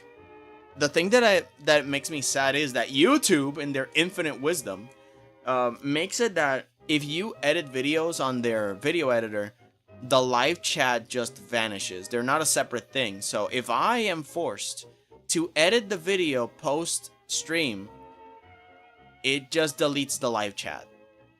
That it just does. The only proof of the live chat is what you see on screen, and that sucks. Because that way, you know, you don't have the... It stinks. I just realized that my last 3 videos are my worst performing videos on my channel, yay. I mean, give it time. I've had videos that I think are my masterpieces and my magnum opuses, and they're just 0 views. You know, in comparison to other things. Like, again, my first Undertale stream, millions of views. Well, not millions, but thousands of views suddenly. Like 2,000 views, 2K. And then my second stream that wasn't Scuff, 200. It's crazy. But I think it was the algorithm that was just sending my video everywhere, and then they didn't bring up my second one, I guess. Or people just didn't care to keep watching me play the game. But again, I don't know. It's weird. The algorithm is crazy. It's one of the reasons why you don't allow yourself to be controlled by the algorithm or the fame. Because what matters is that you're making a portfolio, and whoever's your fan will stick around to see where you grow up into. Or maybe, and this is something I want to add on the document that I was telling you guys about, you know, the thing about writing. They also asked me about what makes or breaks a good, you know, like understanding the meta of making things. So I'm like, okay, part of it is having a good team. Everybody's doing their own thing and blah, blah, blah. And one of the things is that you don't really need to be famous. You just need to make things. And then people will gravitate towards you making things and commission you. So like, you don't really need to be super well known or whatever. You can, because there's another friend of mine who makes content, and we were like in school together. Like we're close friends. And she was telling me that she doesn't think she wants to stream at all. It's not her thing. And I'm like, yeah, it's cool. Because one of the things that you can do, and I've seen a lot of people say, is that a lot of professionals just work with other people in silence. You know, they just work with teams directly. They don't really publish what they do. And I think that's fine. Like, they don't really have a big following. The only following they have is because they post their concept art. But they just say, oh, I worked on this company for this thing, and I did this thing, and that's it. They don't have a persona. They don't have streams or anything, or even a session for tutoring or whatever. Like, it's not something they care for. And it's fine. I think it's liberating, because if you can work directly with the talent, not needing to care about building up content, the only audience that will be super important is the one that commissions you, and that's it. Like, honestly, the streams are good for donations and stuff. But aside from public support, some of the most important things is just land a job with a studio or a group or the talent themselves, and they'll take care of you, hopefully. Depends on your work and stuff, and your work ethic too. Because if you're very easy to work with, then people will love to have you around. Which is another factor that not many people understand. They think like, oh, I need the perfect portfolio, and it's like, yes, but what about your work ethic? Do you get along with people? Are you easy to work with? Can you follow orders? Can you work in a team and improvise or compromise? It's just as important as building up your own portfolio, honestly. So that was my advice for her, and I think I should add it also on the document on what makes good writing, or a good group or a good team to start a writing thing for whatever reason, you know, animation, books, novels. It's like you need a team that you can actually work with, and at the same time, you don't always need to be super famous, but everybody needs to be involved in something unique. Because that way there's like a collection of talents together. And with the teamwork, with that collective interest, y'all can play with your strengths and weaknesses. And, you know, not everybody needs to do the same thing, but everybody needs to be in the same page, if that makes sense. Capable of working with each other, but also multi-talented. So then you can add more stuff. Like if there's a musician among you, why not add really cool music? Even if it's mediocre, you know, so long as the person knows what they're doing and it's fun. Let's see. No! Curse you! I thought you were my father! No, wait, wrong movie. That's Star Wars. No! I'll be stuck in this video for the rest of my life! Wait, actually, did I think about it? Actually think about it? Wait, I'll be immortal? In 40 or 18 years, a new generation will look at these videos and see my name pop out with a ghost. They saying, I see you, oh my god, that's crazy. To see these things, like memories for people to see. It's like a time capsule. Someone in 2072 will look at this video and be like, what is this? They don't have flying cars and ultra-realistic videos. That's so weird. I know, right? It's kind of like when, and I think Waffles has seen this a lot since they've studied vintage stuff. When back in the day in the 50s or whatever, they were like, oh, the house of the future. And it's like the Jetsons with automatic robot servants, flying cars. We're like in Venus and our homes are floating cities. And right now we're just trains, pollution, same planet. We barely have any energy left. You know, like, that's a lot worse and different, but it's a lot of the same too. Like, nothing really has changed except maybe a lot more technology that people are ill-equipped to handle. Which, you know, that's another social commentary. Yeah, sure, give the monkey a gun and call it, what is it? And call it advancement. Technological advancement, sure. Oy vey. Let's see. Who knows if this video might exist in 50 years. The sad part of digital media is that it's hard to preserve. You can tear up a photo and put it back together. You destroy a hard drive and oops. Yeah, no, that is true. Because we only exist here so long as YouTube exists. And if YouTube exists, then we stay relevant for history to check. And I've actually wondered that too. You guys are not very far off. Like, now we finally document ourselves. Like, genuinely, you guys have seen this, right? Where your grandparents say, oh, I used to have these pictures in an album, but now they're just gone because of storms or because the termites ate it or because X, Y. There's so many factors, right? But now you have pictures from when you were born up until you are just old or die or something. You know, we document everything. Everybody has a phone. Everybody records an accident. This is the age of information. So what do we do with that? I've never seen historical recordings of this, as in, what does that do to a society? A society that is capable of recording everything that happens to it. Because back in the day, our best methods of recording was parchment and word of mouth and stories. Now you see it. Now you're just there.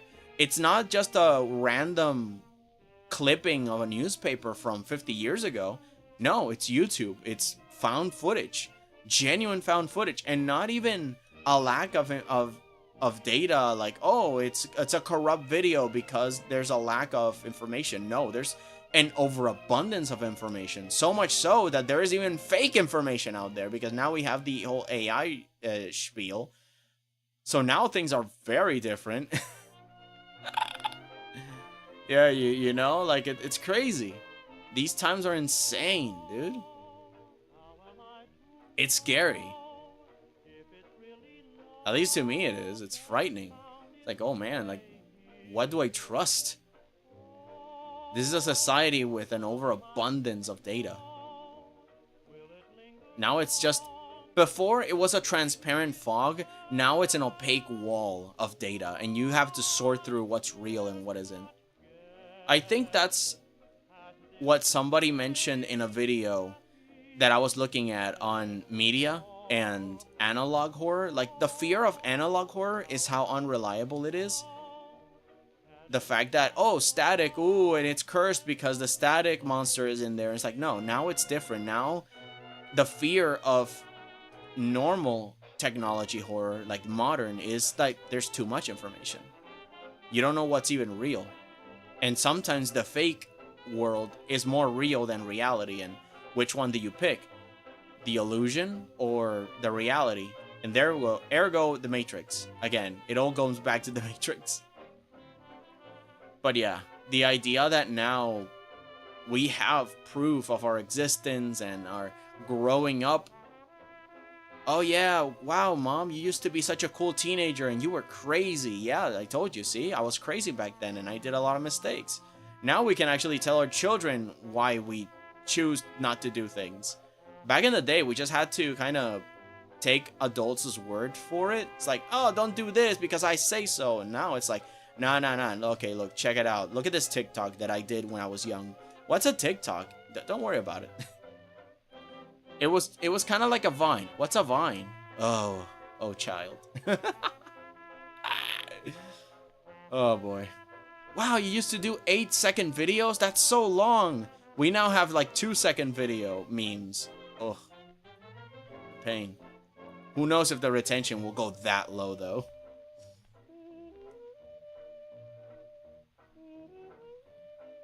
Let's see. The first YouTube video is now 20 years old. Oh my god.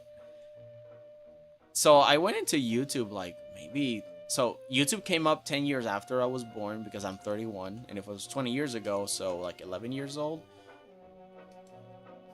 Yeah, I came into YouTube pretty young, but mainly when I was in 7th grade. So I wasn't that young either. I was like around my teens, 15, 16s? Yeah, around that age. 14-ish. 14-ish to 15-ish, and then when I was already like in 10th-ish grade or something, I was already like 16. So yeah, it makes sense. It makes sense. My god, it's been so long, dude. We're ancient.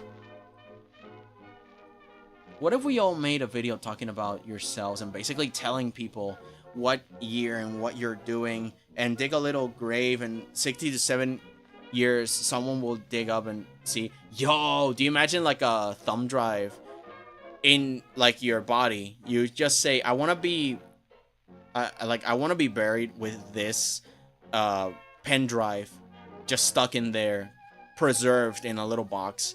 So then it's like a time capsule. 10 years from now, somebody, or actually it would be fun that 100 years from now someone goes and watches the video and it's like an entire history of your surroundings, like all of it. Mention like the political situation. Oh, there were tariffs. Oh my god, Hololive, there was this concept of it, and then Gargura retired, and I made my first video and it was about this, and then my mom bought me this brand of cookies, and maybe that cookie doesn't exist anymore, and they're like, oh my god, it's so old, vintage. It happened to me actually, because I was working with my dad on construction, right? We were going to buy my house, but the bank said, oh no, the second house that's on top of y'all, that's abandoned, it takes away from the full value of the house, so we won't be able to lend you the money. And so my dad's conclusion was, all right, so let's destroy the second floor house. And we did. Like, we were a little annoyed because, hey, it's a second house. We could have bought it too and keep the whole thing. But I'm kind of glad that we destroyed it, because when I grabbed my mallet and I hit the wall, it just sandy poof. You know, because the walls were empty. They had no cement. Normally, you put a brick. Right? Actually, no. First, you have the terrain, right? You make a hole that's like around maybe like a foot deep, maybe. Like a foot and a half, foot deep. And then you put a bunch of barbed wire. Not barbed wire, sorry. Rebarb. Yeah, rebarb. You put rebarb, you stick it into the ground as deep as you can. You can make sure that they're very long rebarb. And then just hammer it into the ground deep. This kind of construction works because it helps you with earthquakes. Like, you know, it's difficult to shake a house that's rooted on the ground versus a house that is just sitting right on top of the floor without any sort of reinforcement. So then the house slips and slides against the floor and it's more vulnerable. So it's important to do it a little bit below ground level. And then you start putting bricks, right? You put bricks. Some bricks take 2 rebarb, and that's good. And then you put in cement because it has 3 holes. It has 3 holes. The cinder block. And there you go. You fill it with cement. And then the next brick has to be laid like this, in between the other 2. In the hole. Fill it with cement. so on and so forth for the other bricks, you know? And so this house didn't have cement. It was lined up properly. It had the rebar, but it was empty. And the cement is kind of like the muscle to the bone that is the rebar and the surface structure that is the brick. So it's like, what the heck? The whole house was dusty and flimsy. Do you imagine there was an earthquake? The whole house would have collapsed. It would have been hell. So personally, I'm glad that we destroyed it. Anyway, the point is that what was the point?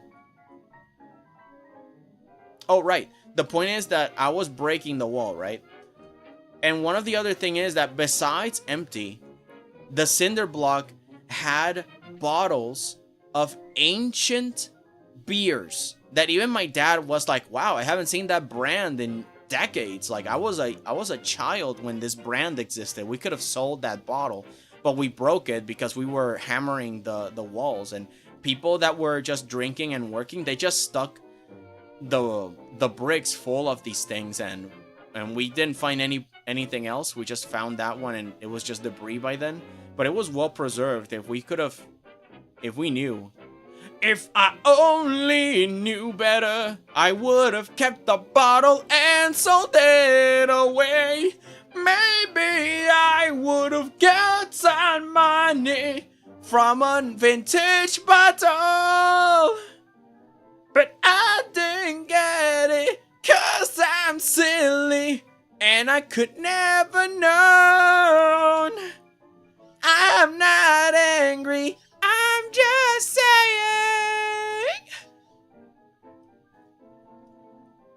Sometimes you just destroy your chance. Man, like I really got very salty with that after. It's like, dude, I could have had that vintage bottle of a beer that does not exist anymore. It would have been great. I was curious. Could I have sold that? But yeah, you could do that. You could also, in your grave, instead of just a thumb drive, put a bunch of vintage articles of your day to see if it will gain value in the future in 100 years. Like maybe action figures or merchandise from a very famous VTuber. I don't know. Get buried with a Daki. Oh no, do you imagine? Horrible. We'll never touch the coffin then. 1,000 years from now, when Daki does not mean anything anymore, and you know, language changes. It's like, oh, that's what this was. They used to worship these virtual idols.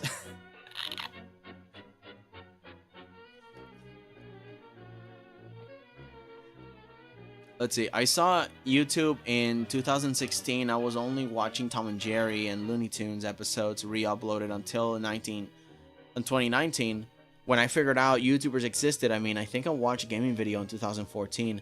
Yeah, I think Jaded Animation was mentioning this, where she was saying, oh, I didn't know that I could just look up Minecraft and I could watch people play Minecraft. And she discovered the entire genre that way. Yeah, that's pretty cool. Although I already grew up knowing that you can pretty much find anything on YouTube, but I wasn't sure about it. And even somebody else told me, like, yeah, you don't need to go to college for art specifically. Just go to YouTube, learn your craft, and just move on and do something else.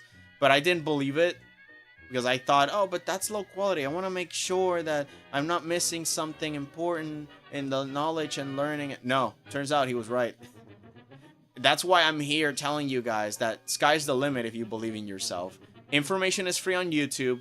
Go watch a video on how to paint properly, and that's it. And if you don't believe in yourself, well, that's why I'm here. I want to make sure that you understand that the only limit you have is your imagination and your willingness to grow. And that's it. But otherwise, I'm not the best teacher, so yeah, just go watch our YouTube video. Don't go to college for art.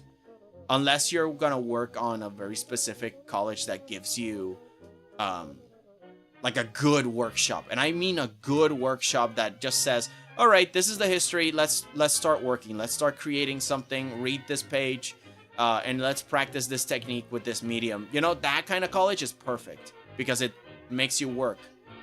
But a college that is stuck on the weeds of, oh, the history of art. It's like, guy, it's not that important. If a client asks you to do something historical, you'll look it up later. But right now, I just want to know how to use my software or my tools and stuff, you know?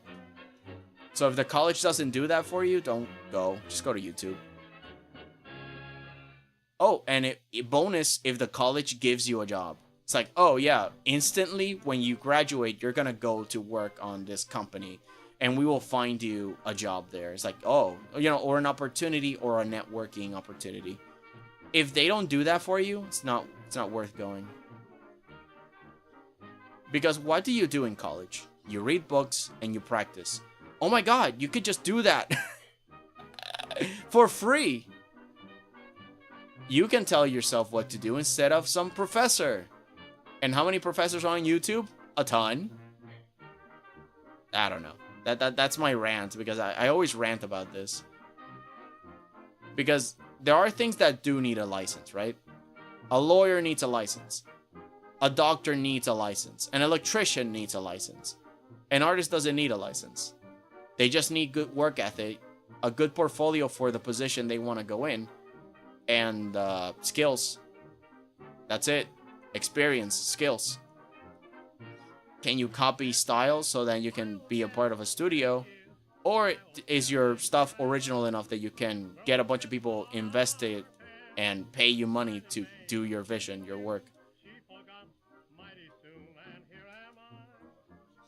And if you can do networking on your own, that's also another bonus. Which is why I really like Discord. Discord allows me to just talk to the talent directly. They're right there. Okay, oh, a YouTuber, VTuber? I want to do art for them? I'll just talk to them. There you go, they're right there.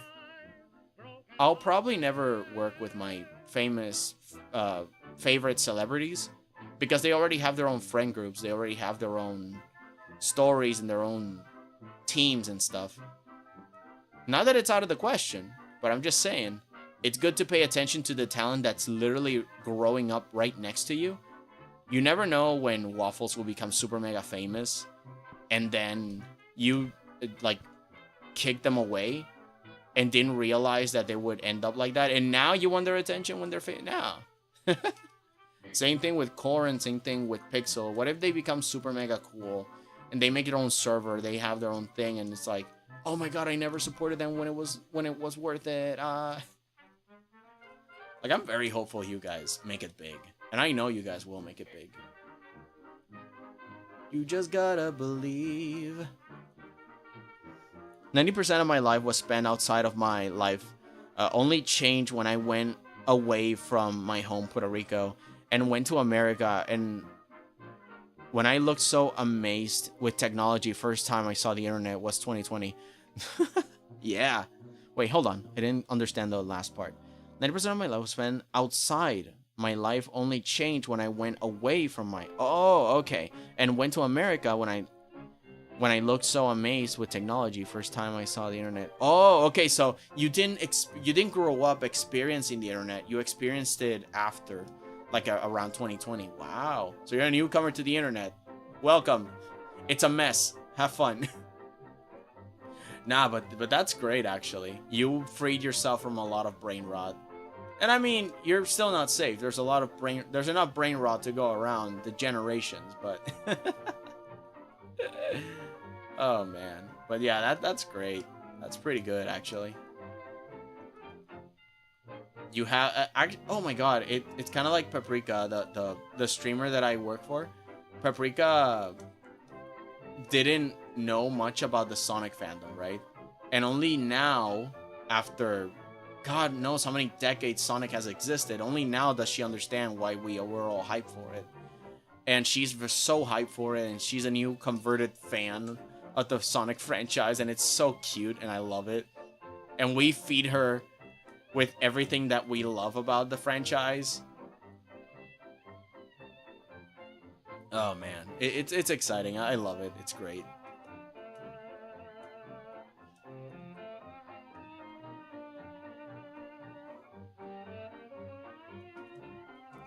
But in a way, I like it, the sense that I grew up with the internet, and we kinda have an idea on what to expect next? Because again, this is unprecedented personally. I believe like no one has had this. Sure, we've had a lot of newspapers and stuff, and people have grown with media for years, especially with the whole radio scene back in the day when it became famous. But the internet? I think it's so young that we make tribes on the internet. Forums become places where people gather up and talk about a joint interest, but then slowly start becoming an echo chamber. It's crazy. It's like the internet is it's in the tribal stage, even if society itself is super advanced. So y'all, we're the ones who started that hyperfixation for her. Woo! Yeah, it was us. We did this. We did something for the universe. We made the streamer into a fan after all. She's only a main wolf after all. She's only a main wolf after all. Dude, we did it. Victory. We come here with victory. We've infected people. It was a horrible mistake. I saw a lot. The internet is something that made me lose my innocence. Some people gotta be careful out there. Yeah. Again, it's one of the reasons why... Sure, I did the same thing when I was young, in high school. I looked up stuff when I was curious, and I saw like, oh my god, the gore, the monsters, and the craziness of the internet. But, you know, eventually I chilled out. It's like, yeah, okay, this is dangerous. I should be more careful with what I consume and watch, because you are what you eat, after all. And that also involves itself with your entertainment, you know, content. You consume content, see? And, yeah, so you gotta be careful with what you watch. So I chilled out. It's like, okay, I'm not gonna watch these things anymore. I'm gonna skip these, because they're incongruent with the kind of person I want to grow up into, and that's part of growing up. Being more selective and staying sensitive, because a lot of kids will go, oh, I'm tough enough to watch somebody get freaking blown to bits and dismembered. It's like, it's not about toughness. It's about keeping your humanity, my god. Please, child. But I guess that's how you identify someone that still needs to change a little bit, mature a little. It's like, yeah, sure, like, it's not that I can't handle gore or something, it's just that it's kind of gross, and I don't like suffering, personally. And I know some people do, but, you know, that's not the kind of person I want to be. And it's fine when it's an adult. Like, an adult can handle violence, right? At least a responsible, sane adult can be like, okay, that's too much for me, it's affecting me, I'm not gonna do that for a little bit. And they can balance themselves out, right? Because it's not bad to watch like an action flick, but when it's too much, it's like, okay, that's changing me a little. And it will, because we're sponges. But, you know, an adult can handle those emotions. A child just stays that way for a while until they unlearn. That's the thing. When you grow up, you have to unlearn. It's an exercise that you gotta do. You unlearn things even from school. Because maybe technology and the knowledge changes, and now it turns out the pyramid of food doesn't work, and we were lied to. Oh, the food groups. Oh, they're so nutritious, and you should have only 2 eggs a day, and milk, it's calcium. It builds up in the bones, and it works. Nah. Milk doesn't help the bones, silly. Not in the same way they thought it would. The same thing with carrots. Carrots don't give you the power of night vision, man. It's a lie. It's a Minecraft lie. Or at least Minecraft adopted the lie because it was funny. But yeah, you know, carrots don't give you supervision. That was just people selling things because the military and pilots, they wanted to sell carrots. That's it. It was a propaganda stunt. And it worked. Too good. The point that now some people still think that carrots give you superpowers. Ugh. See what I mean, man? Being exposed to the internet is definitely a double-edged sword. Exactly. It's a kitchen knife, right? Like anything, it's a kitchen knife. You can use it to cook, or you can use it to cook yourself. Back again. I have some lemon water. Waffles, every time you vanish, you come up with new foods.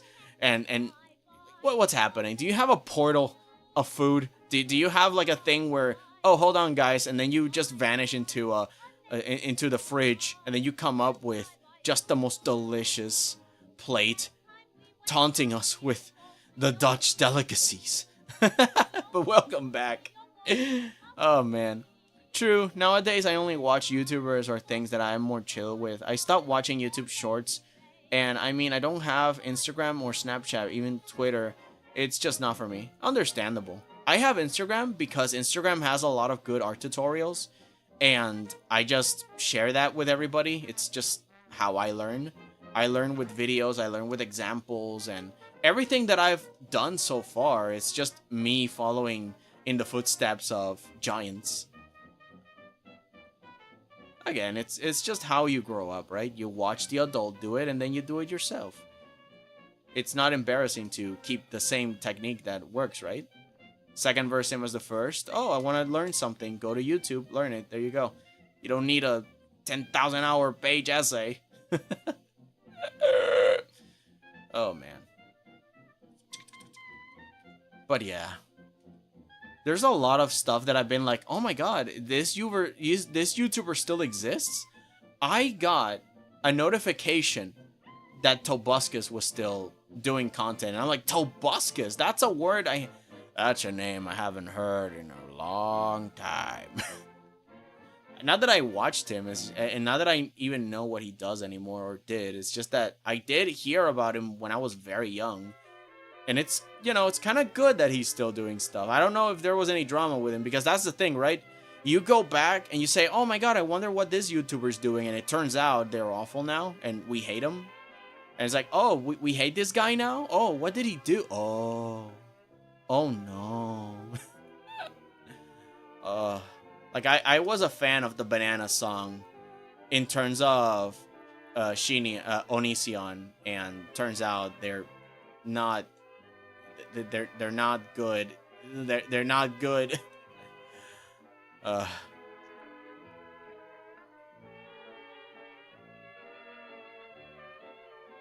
It happens. In a way, it's kind of like what they say, don't meet your heroes. I really wish that wasn't the fact with me. Like, if anybody in the future, I don't know, does look up to me, because I would just want to inspire people, right? I want to be somebody that is out there encouraging people to just make their own projects. But at the same time, you know, I'm scared to be that guy that is like the hero that people think they are, and then they're just like this angry, grumpy bum that kind of like Luke Skywalker, right? Like the new movies, that he's like a discouraged, old, grumpy man. Like, I don't want to be that. But who knows what I might do in terms of, again, we change. I hope I change for good stuff, and I don't change for the worse. But, you know, it's been something that weighs on my mind, like when people meet their heroes and they're not as they think they are. Especially when we're thinking about YouTubers. It's like, oh man, that YouTuber was my inspiration. And there have been a lot of YouTubers that are my inspiration. And I'm scared. I'm scared, man. I don't want them to turn out to be bad. We know that we figure it out with time, but every time that I see like there's like a drama video made about him, it's like, oh, please let it not be your fault. Please don't do. Sometimes it's good, sometimes it's bad. Like, I rather that it's some dumb beef that somebody on Twitter started, like a stupid war that makes no sense. But at least, you know, it's not the creator's fault. The creator did nothing wrong. It's just that people are dumb. I really hope sometimes that's the case, but sometimes it's that the creator did something dumb. Ugh. It's one of the reasons, one of the advice that I gave on the document that I wrote is like, look, if there's somebody that is insulting you and the insult comment has like 77 likes only, why are you paying it attention? Why not pay attention to the comment that has 4,000 likes and stick with that one. Because that just means more people agree. And hey, if there's something that you gotta change, then change it, you know? Improve your content, but don't be discouraged. Some people just don't have the mental capacity to be nice. Again, you share the internet with children. Don't take comments so seriously. Only from those that know what they're talking about and have their best interest for you, you know? Those are the only comments that matter. Do they care about you growing? Or do they just want to get the, you know, they just want to get a reaction out of you or something? So, yeah, don't freaking tweet, oh, there's been a controversy going along. Don't give it attention. You stinky Lolo. Don't do that. You don't like it? Well, don't give it attention. Give attention to the things you do like. Like, you know, for all that is worth, Mr. Beast did right in not immediately commenting on stuff that came up about him, I guess. Like, at least he did that right. Like, don't react immediately to stuff because you need your response to be proper. Just keep doing your own thing, man. Eventually, things will clear up, or you will find a proper response for it. Or people will ask enough that you will have to make a response, but you have time to polish it. Nothing is worse than an impromptu. It's kind of like the apology video with a ukulele. It's like, don't do that. Even the lawyers would be like, what are you doing? We were going to win. And then you came out with a ukulele, and now we're stuck here in purgatory. You're digging your own grave, man. Same thing happens with a lot of YouTubers that I notice. Like, don't stop. Just shut up. If the cops don't ask, don't answer.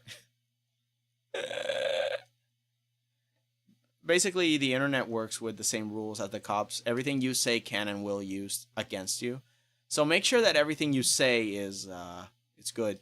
That also includes on like private servers and stuff, because some people take screenshots. So, yeah, measure your words on the internet carefully, no matter where you are. Hang on. Music. It stopped again. Why? Oh, can I actually just... Yeah, I can just press my play button. Oh my god, I can just do that. I don't need to go back and... Okay. Let's see. And if I ever have a question, I try to stop myself from searching them on Google. You know, what's even more crazy? A lot of kids growing up, some don't know, even experience things or learn. They just consume. That's the other thing. They don't know how to search on the internet. Searching on the internet is an art form. One of my first things that I was taught by my own mother was, do not click on the links. On the weird boxes in the corners, on the advertisement, never click on one of those. It could be malware. And you know what I did from that moment on? I didn't do it. But then I see kids do it all the time. It's like, are you... That's literally the first rule I learned. Don't click on weird links. Oh, wow. Are there any potatoes in your area? It's like, no, they're not. Stop. Don't click on it. Oh, wow, I want potatoes in my area. Clicks. No! You crazy person. Why would you click that? It's like the first rule of Fight Club. I only have YouTube, and YouTube alone is already all the knowledge in the world. Which is both good and sad, because books are good, but they can't be updated unless we're talking official PDFs. But you know, it gives the opportunity for kids to search up stuff and find the original PDF of the books and stuff. Like, personally, I don't see anything wrong with that. Like, some people would dread that we are just full of stuff, but I'm here like, wait, hold on. But we have a lot of good on the internet. I found official art books for free on PDF, or maybe the artists are selling it. And it's like, oh, that's pretty good. Or, okay, look, I hate the AI search bar. But what I do like about it, and I do like something about this stupid AI browser extension of, that's still stuck in there, we can't take it off, is that at least, even though it spews out nonsense, because I never read what the AI tells me, right? I never, ever, ever read it. But what I do like is that it gives you the sources. So instead of me going into sketchy websites to find answers, I can just look it up on the source that it gives me. And it's pretty good. Wait, hold on. Did I do this wrong? Yeah, that cube is way too small. And it's not in the right angle that it feels like it's far away. Oh, okay, because the lighting cut it off. It's not that this is the limit of it. Okay, so the box is... Hold on. Is this a double box? Oh no, it's that it's one below it. Okay, let's see. Yeah, okay, there's one behind it. Oh! Okay, wait. Oh, okay, yeah, because this is the perspective.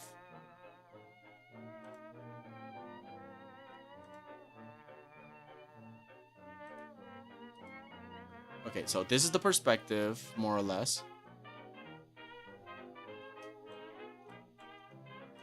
Uh-huh.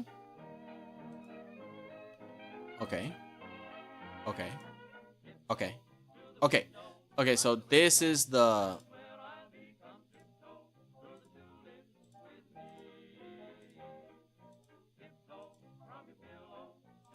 Okay. So this is one, and the other one is... Oh, this one's weird. Oh, yeah. It's just inclined into that direction. Got it. You see that I gotta keep checking it every now and then. Okay, so this one is like this, like that, and then it's just aiming outwards like this. Okay. And then there's this cube and this other cube. Okay, good.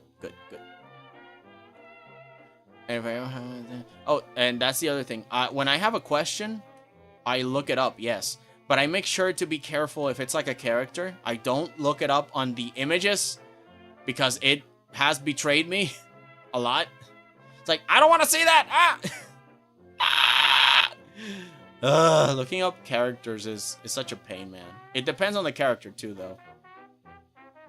though. Pain, taco. I only YouTube and all the knowledge in the world. Yeah. But again, I still think that school is worth it in the sense of doctors, lawyers, electricians, things that you need a diploma and the right professor to give you a license to practice it. Because like heck, I'm gonna let someone do surgery on me and they don't have a certification for it. Like heck no, dude.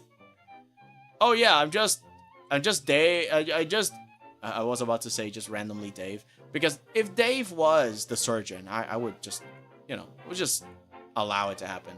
Dave is perfect, so, that doesn't make sense, right? If Dave does the surgery, he doesn't need a certification. His face is the certification. I can let that sock puppet in there and just pull out my intestines and just do a good job, But, yeah, if, I don't know, Cindy comes in and says, oh, I'm your new surgeon. It's like, do you have a diploma? And she's like, nope. Go to sleep now. No. That's gonna be terrible. Or it would be funny that a surgeon just starts talking right before putting someone to sleep. They just go like, well, that's how I lost my medical license. Anyways, and then you just fall asleep. That's terrible. But, that little surgeon trolling. It only traumatized a few people. Nothing more, nothing major. Jesus. Like I had to experience and teach myself not to cross roads, to cross the road while there were cars. Some kids these days would just Google, how do I cross the street? And maybe I'm just jealous, but I'm But it's crazy. Nah. That's insane, though. Because that's something your parents should teach you. There is... Look, I've had beef with college. But in the house is where you should be taught things about making and living in a family, right? And that includes the whole taxes thing we think school should teach us. But honestly, when I think about it, it's like, that's kind of like how you're supposed to live your life, right? Because it has more to do with your own job and your own expenses. So shouldn't that be something the house teaches you? You know, your family, your parents. So I can't fully fault school for it. School gives you a foundation of knowledge. Like, it should teach you where to apply the things you learn. The math you learn should have context. It shouldn't just be random math for the lulz. It should be like, oh yeah, how to manage expenses and stuff. But how to file the taxes could either be a small class or something the family teaches you, because your parents should already be filing taxes. And if not, there should be a adult school somewhere. It's like, oh yeah, these are the rules of the country. Kind of like driving, right? This is how you, I don't know, this is how you America. This is how you Sweden. I don't know. It's a stinky little road that people had to figure it out, but yeah, knowledge on YouTube is everywhere, and I feel that a lot of things should be free for the sake of humanity. Like, just make a bunch of videos about information, and if there's an update, then update us. I've learned so much about quantum physics from YouTube than I ever would have in any school curriculum. Do I understand the math? No. But do I know what a black hole is? Well, only as much as the science is telling me, no. And is it fun? Heck yeah. Does it enrich my art and my experience life? Yes. Because I'm so surprised that people don't really care about where they're standing. It's like, hey, do you not care that you are in a floating rock in a place called space that is nothing? And that there are these things where time and space flip meanings, and there is now eternal mass and no time? What does that even mean, dude? Sometimes I wonder that, because in the sense of anime, right? Imagine an anime. You know how main characters learn about the system of power in the world? The magic system is like, oh yeah, you build up chakra and then you use it, and then they revolutionize the way that the powers happen in their world. Why don't we do that in real life? Why aren't people more excited about physics and about warping reality to your will, or becoming immortal through knowledge and intelligence and information? Because there are philosophies that talk about, are you really not immortal if you keep yourself, like we were talking a while ago before, right? If somebody finds your found footage and learns from you, does that not make you an immortal person? Because you still exist in a specific way. You know, like, there are ways that we can make reality very fantastical, but teachers don't give us that opportunity to be a lot more creative with the knowledge we are given. And that's what makes us fall out of love with learning. And now every time someone says learn this, it's like, oh no, and you become lazy. And it's because learning has become a Pavlovian response now, similar to pain, where if you fail, you are punished. Therefore, why even try learning? Because it just hurts you every time you fail. So why take risks? Why learn anything?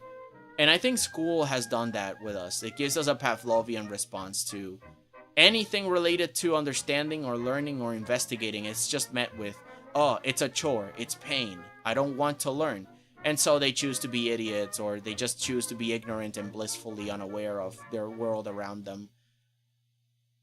Even though they are craving knowledge, because not knowing things builds up anxiety. Why? Because if you don't know something, you're scared of it, man. And then if you're not knowledgeable on the world, you're scared of the world. And if you're scared of the world, you're scared of everything. It's crazy. Who would have thought?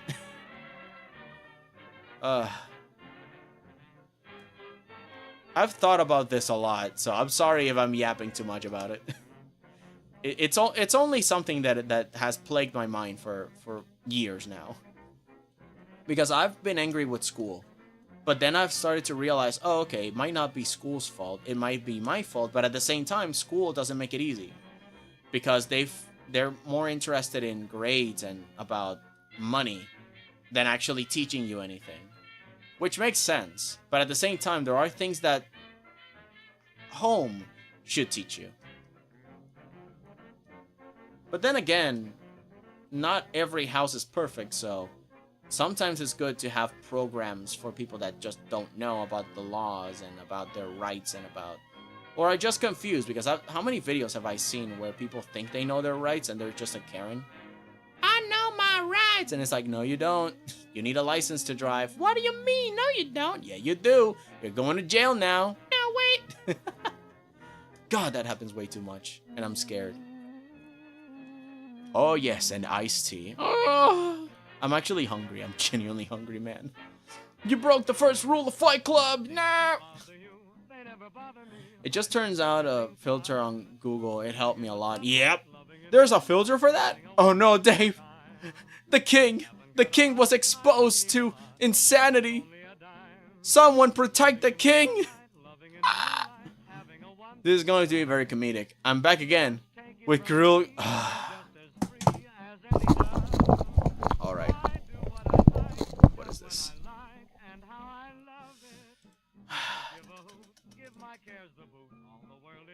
No, I have to. Alright. Hang on. Let me see. Let me see what it is. Let me bring up.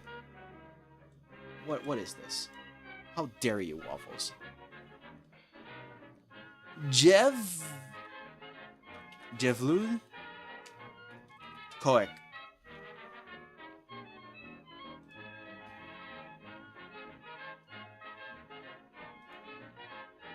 Did I not write it?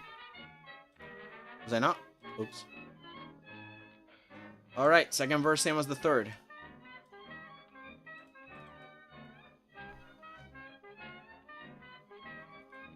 𝐊𝐈𝐍𝐆?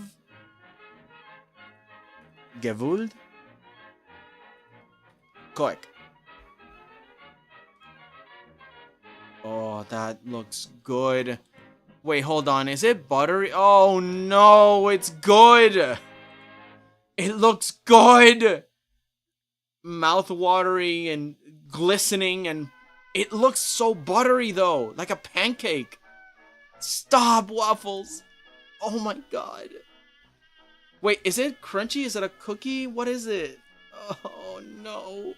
Oh, it's stuffed in here too. It's got stuffing in it. Oh. Somebody save me, man. This is torture. You guys are bullying me, Waffles. Why? That looks good. Is there a filter you can... There is a filter you can turn on for images that Google shows you. I learned that a year ago. It's so helpful. Yeah. Oh, yes, an iced tea. But Deucits, the reason I teach myself about crossing the street is that when I was little, my parents did teach me on that. I just never listened, so I gotta teach myself. Well, you know, that's just stuff that we gotta figure out on our own as we grow up, right? Our little crazy selves be like, I can take it, Mom. And then, I can't take it, please, Mom, help me. Oh, you won't? Alright, I'll just Google it, I'm sorry. Yeah, but that's different. That's up to us now. How much storage does your fridge ability have? Yeah, I know, right? It's like a Minecraft chest in there. What fridge? I just pull it out of the impossible endless void. What? Waffles, do you randomly have endless void? What else is there? Tea? Alright, I'm back. Just step away for a second. Alright. Don't worry, Dave. I'll see you in a bit. An endless void of tea? That's every British person's dream. Texture of a cake. It translates to filled cookie. But it's like a mushy, gushy cake thing. And it's very soft and No. I'm hungry. I'm gonna look for something to munch. Because you did this to me. You did this to me, Waffles. And now I will find something yummy in my fridge. that will pale in comparison to the yumminess that you bring in here. How dare you? Alright, what do I have here? What do I have? Oh look, it's another apple. Because somebody wants me to be healthy. Ah! Why isn't there something yummy, yummy, yummy about? Why is there something that is not super yummy? I mean, apples are yummy. It's just that I want to bring in pastry, dude. I've been watching what I eat. You know, my sweet stuff. I'm trying to hold off on it because I'm not like I'm a little chubby, not too chubby, but you know I still don't want to puff up like a little chicken, like a little chicky. I'm squishy. I'm like a perfectly beveled square. I'm not too much, but I'm also not too little. And I want to keep that belly as it is, you know. I don't want to make it a little bigger. I don't want to. All right. Hang on. Let me drink my water. Let me hydrate, cause God.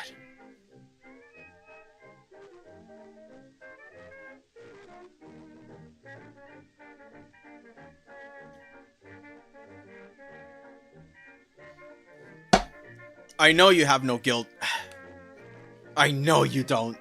Keep coming into my house with delicious buttery goodness. You know what? Now I'm craving pancakes. I should make pancakes, dude. Because I make a lot of pancakes. So that way we can have multiple pancakes across multiple days.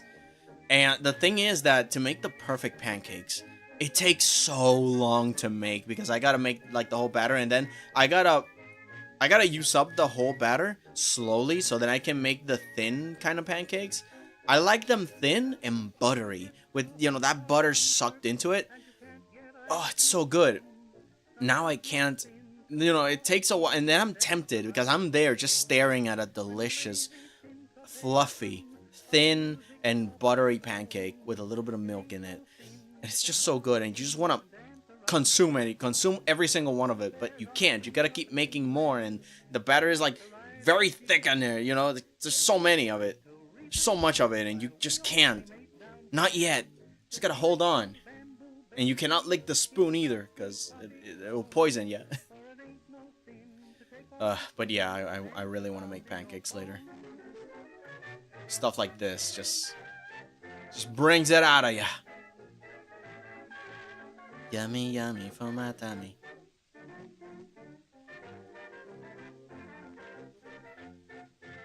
The things my chat does.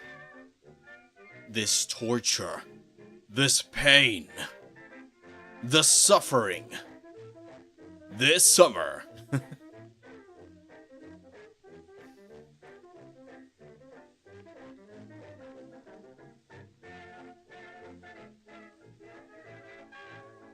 Oops.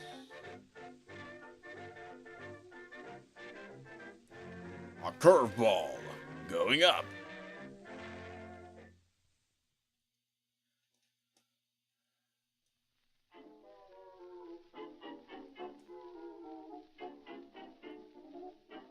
Just in case the arrangement doesn't work and I need to move it, I'm gonna finish off all the Rubik's Cubes. And maybe we can use this Rubik's Cube visual for something else. So I'm gonna completely make all the cubes that we see. It's one of the things about making assets.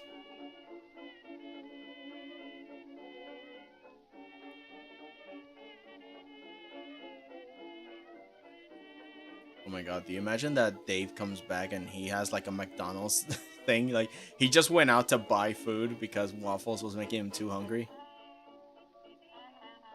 Got jealous and brought a Frosty or a McFlurry or something. Because what else do we have? Like, I have pistachio ice cream, I guess. Pancakes? Yesterday, I coincidentally had Dutch-style pancakes. They are thin pancakes with stroop, the Dutch syrup, sometimes with powdered sugar, and you can also put cheese and bacon and leek. Dude. Dude. I love my pancakes with cheese. You know, like a Velveeta sliced cheese. It's my kryptonite, man. Just melted cheese on top of the pancake. Oh, it's so good. It's such a delish. Dish delish. Some people do not understand, and they look at me weird, and I'm like, no.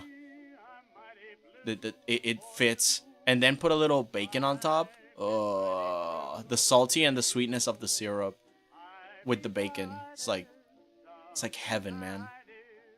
Sometimes when I'm done, I just dip the bacon on the syrup. Like why not? Life is too short to not do the right things in life.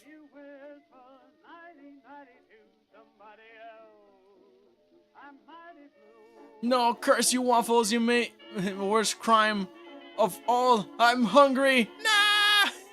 I'm hungry too, but I'm hungry for very soft, cakey pancakes.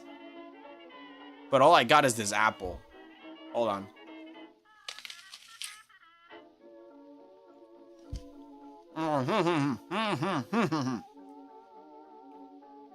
Not fair, dude.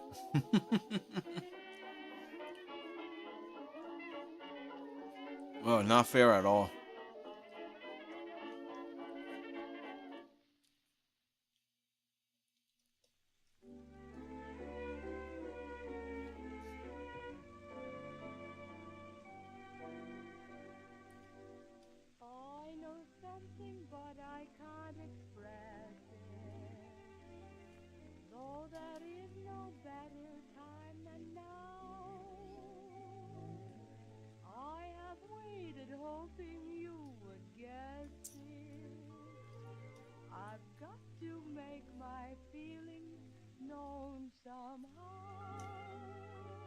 Alright. Okay, that's interesting. I wonder what this is. Hang on. Yeah, what is this? Nope. It's the wrong button. Okay, what is this? Oh, this is the cube. Let me hide it. Yeah, that way it doesn't get too distracting.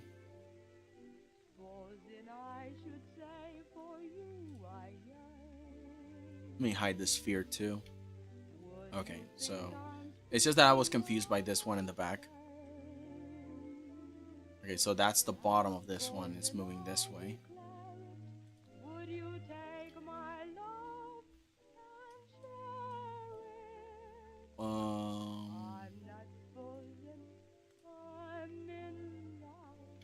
Well, is it because I put a perspective like that? Because the top ones are separated. Yeah. They're separated.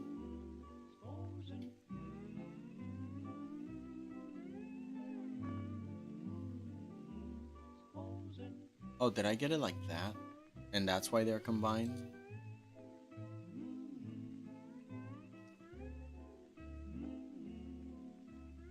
I mean, it doesn't really matter, but yeah, the one in the back.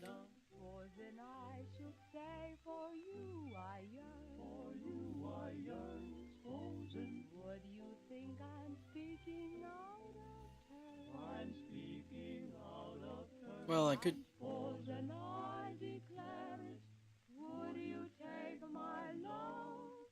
At this point, I can grab this one, maybe?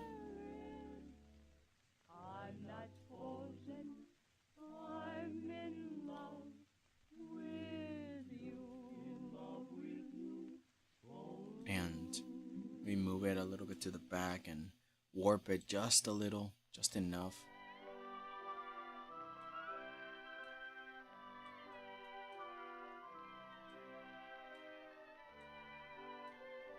Not too much.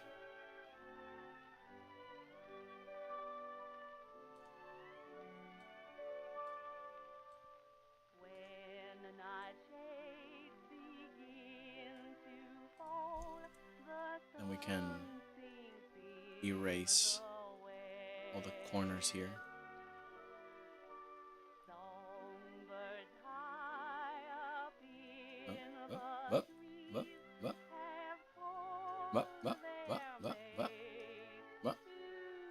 For dinner, I had steamed broccoli with corn and blue, baked beans, and salty fried potatoes, also lemon mayonnaise. Oh, no, please, Waffles, have mercy over our stomachs. Lemon mayonnaise? What is that? It sounds kind of disturbing. You mix lemonade with mayonnaise? I mean, it kind of rhymes, though. Made out of watermelon! Oh, dude. Waffles brings in the best. The cut choice. The best things. No mercy. Jeez, man. Please. Please, dude. Please. I wanna live. I wanna have the munchies, dude. I'll dare you.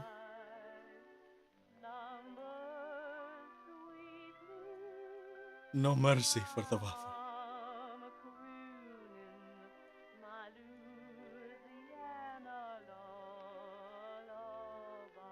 The journey. I never knew it would be so treacherous. But now I see that the people that want me gone and defeated will never cease. And I am doomed to suffer. Speaking of food, don't forget to hydrate, Deucets. Yep, I had my fill. And later I'm going to refill my cup with the most succulent, the most delightful lamb! Cat in a box! Lamb! Lon and Sim, welcome! Welcome in! Oh man, I'm happy to see you guys. Let's do some Vertex shenanigans. Whoa! How are you guys? So good. Oh, this line is a little warpy. A little weird. Let's do our same little cheating tricks, shall we? Control-Shift-Click to teleport to the layer you want to work on, and then Control-Click on it, and then because it's a thing, you just warp it around. Let go, Control-Click, and there you go. You don't got to redraw the whole thing. You just gotta warp it the right way. I'm not even touching the things. I'm just moving them around because it's crazy that you can do that. And then just grab the eraser, erase what you don't want, and then just use the ding dang dong to finish it off completely. No, there's like nothing happened. It's like it's crazy, nothing happened. We're good, we're Gucci, man. Well, good. It's only me today. Been painting all day. Oh, that's nice. Welcome in then. We're all doing something. A little something, something. What else did I have? Had a fried egg with melted Gouda cheese on toasted bread as lunch. I had a fresh banana. I had bread with hagelslag and as breakfast, which is very Dutch and very weird in other countries. I love using cheats. Yes. It's kind of funny. Paprika thinks that when I mention vertex,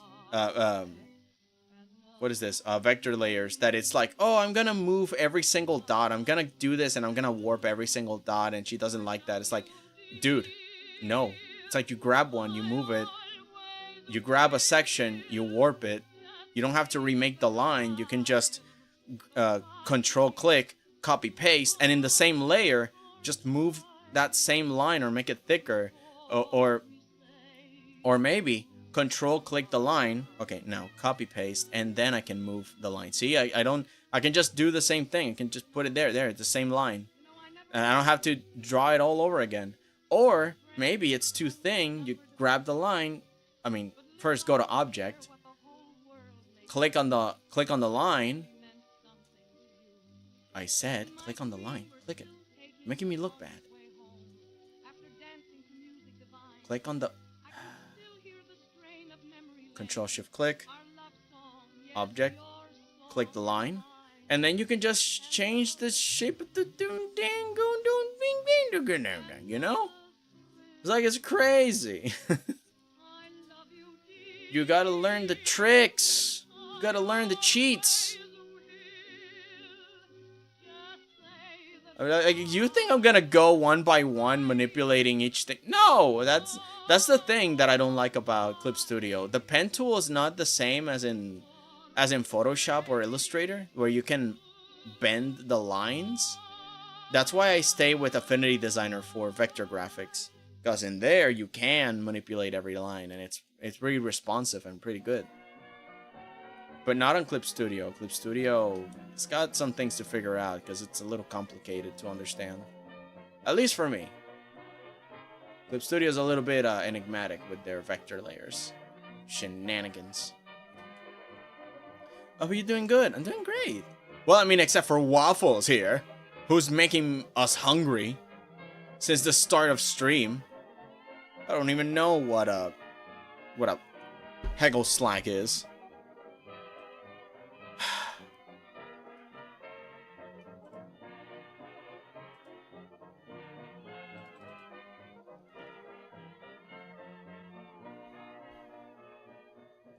My God. That's just wrong, dude. Why does it have to look... Besides that, why does it have to look delicious? Man, Waffles is a villain. Is a villain and a silly guy. I'm sad. No, I'm melting. I'm dying. Remember to feed my pet rock and put Kool-Aid on next to my gravestone, okay? I'm dead. I come back from the dead to spell check gravestone. Oh, do you imagine? Just... And then you just write the correct way with a Sharpie. Not. Got it. And finally, God, I'm trying to get some sleep in here. Oh, man. Too tired to make food, so I just ate a block of cheese. Oh, no, Lum, be careful. Can't you ask somebody to maybe, like send you a Uber Eats or something? Don't eat a block of cheese. A slice, maybe, but not a whole block. Jeez. Hurt yourself, man. Cheese is good, but think of the calories. Think of the cholesterol. I actually gotta tone it down with cheese. It's my doctor said, "Oh, you have high cholesterol." Wonder why? It's like, oh, okay. I'll be careful with dairy and cheese. Don't want my veins to be all clogged up. So I've been taking it a little easy with it.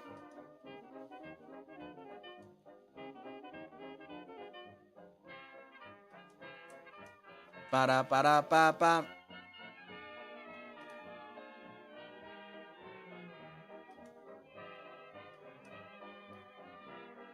That will cost 160 just for the trend. What? What do you mean 160? Lum, what is where you live? What happened? What dystopian future? What? I mean, I know that tariffs are one thing, but Uber Eats should be like, oh, your local shop. They're just gonna bring you the food. Maybe at most $60 at most. But my God.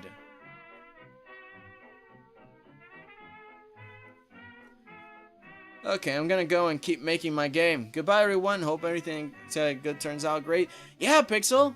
Thank you. Thank you for coming in here and having some fun with us. Just chilling and relaxing. I hope the game ends up really good. And again, yeah, you can send me the you can send me the thing. But yeah, try and testing it with your community. I hope you good. Hope you finish.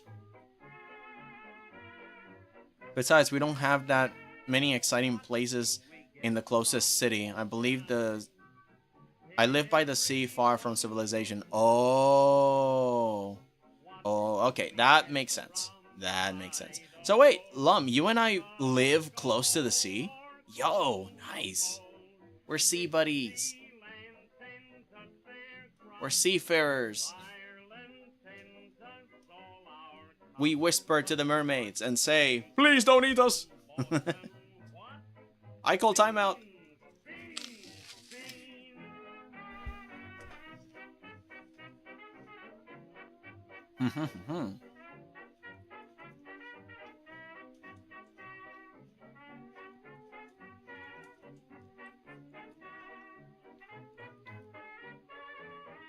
Oh goodness. This apple is saving my life, but I'm eating it slowly because if I end up without something to munch. And we still have like an hour and 15 minutes left. It's not time to end stream yet. It's gonna be a while before I have to go and cook something.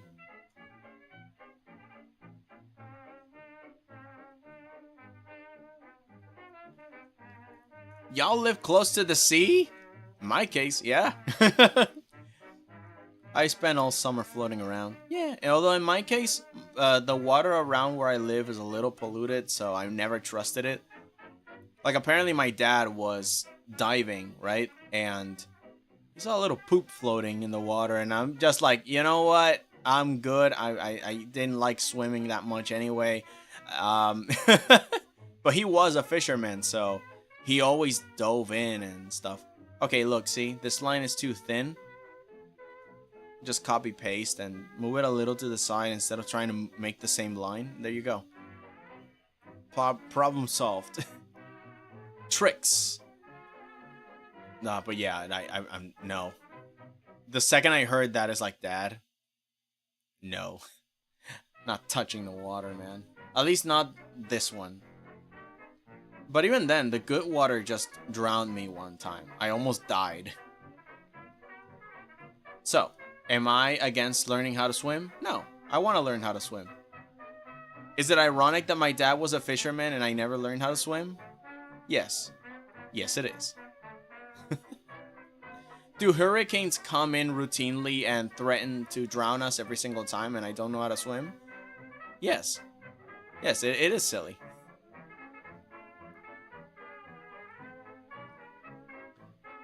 Let's see. When you finish that food, I will tell you more food. No, Waffle. Have mercy. Actually, hang on.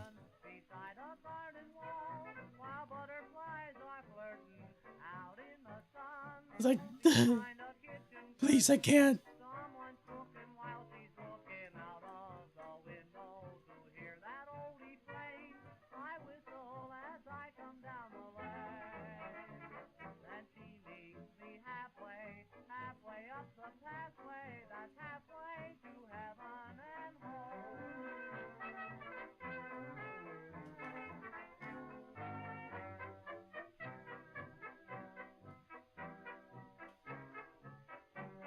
Yeah, just dying. Just please, Waffles. Just a little bit. Then there's like a plate of delicious syruped up pancakes, and I'm here like, just please, Waffles. Please. I'm dying. I'm dying. Please. That's just a little crumb.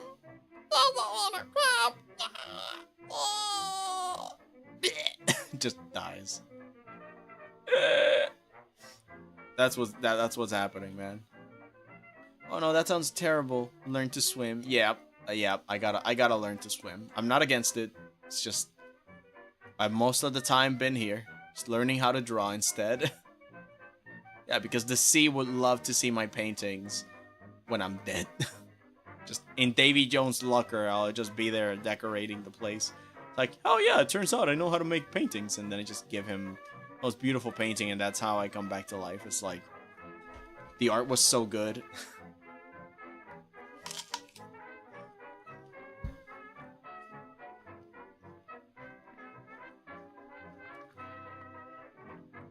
I wonder if he gets any Wi-Fi on his closet. I mean, the locker. Davy Jones' locker without internet must be horrible. How am I gonna learn to make better paintings so good that I come back to life? Like, he gives me a second chance. It's like, you know what?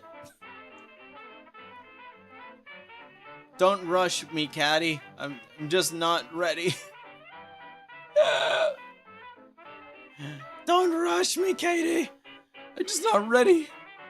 The commitment to the swim. Swing, swing. Liar! Dude, I think I was 13. I was following my dad to the high sea. And he knows his stuff. Again, he's a fisherman. He swims. He scuba dives. I followed him because I was curious. Almost died. Wouldn't be here if I didn't say something. I was like, help, help, help. I can't put my feet on the water. I was like this. Like my feet were there and then the thing was there and it was deep enough that I was like moving my little feetsies and I couldn't reach it. And I saw like these black stains on the sea floor and I thought they were urchins that I got so scared and I didn't dare to take a step or grab the bottom so I could impulse myself. Oh my god, I was so scared. I just started to scream and beg for help. That saved my life. People, scream for help if you need it, please. It will save your life. Oh my god. I'm so happy that I'm alive to tell the tale. No internet, just looks a lot funny fish. No! Well, then I'm screwed. Do you imagine I started streaming from Davy Jones' locker if there was Wi-Fi? It's like, hey guys, how's it going? You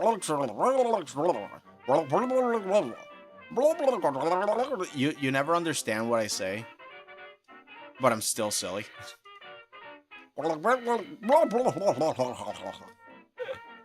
The stream is just a bunch of yeses and nos.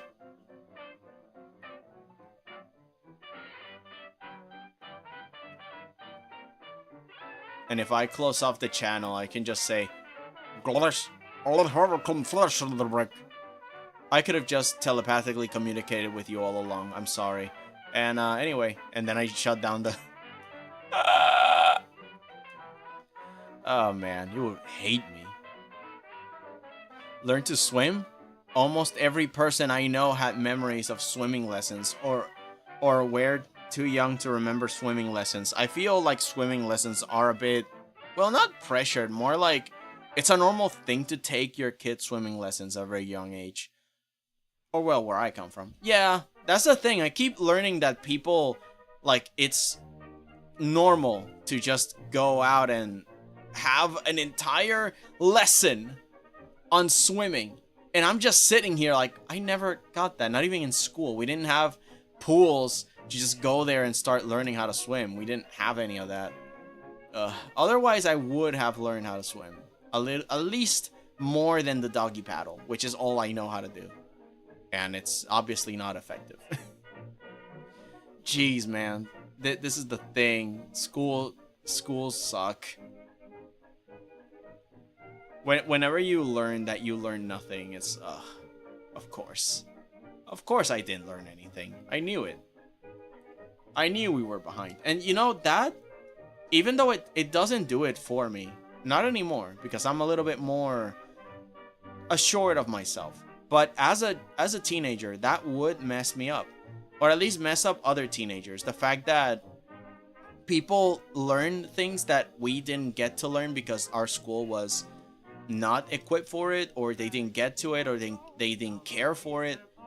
And that sucks, because again, like I said before, not knowing things, not understanding things just,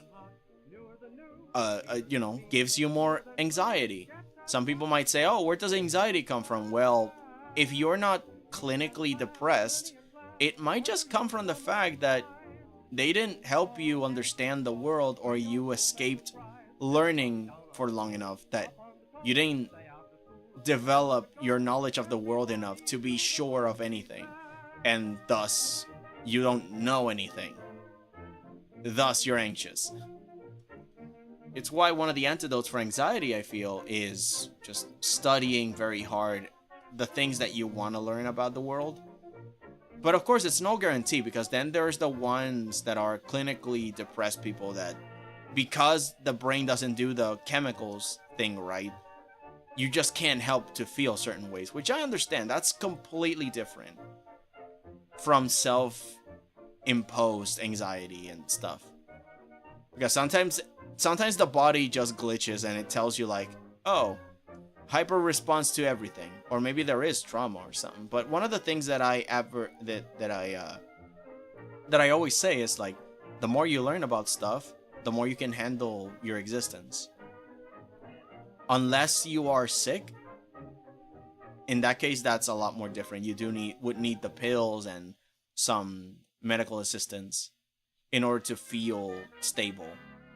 But if you don't need any of that, you know, if I'm talking non-clinically anxious or depressed, then yeah, just study a bunch, learn about the world, and you'll be able to control your fate. Not that you will forever be perfect at it, but something is better than nothing, you know?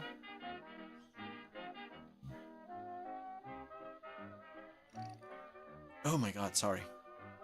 I'm not sure if it's a thing in other countries, but swimming diplomas exist.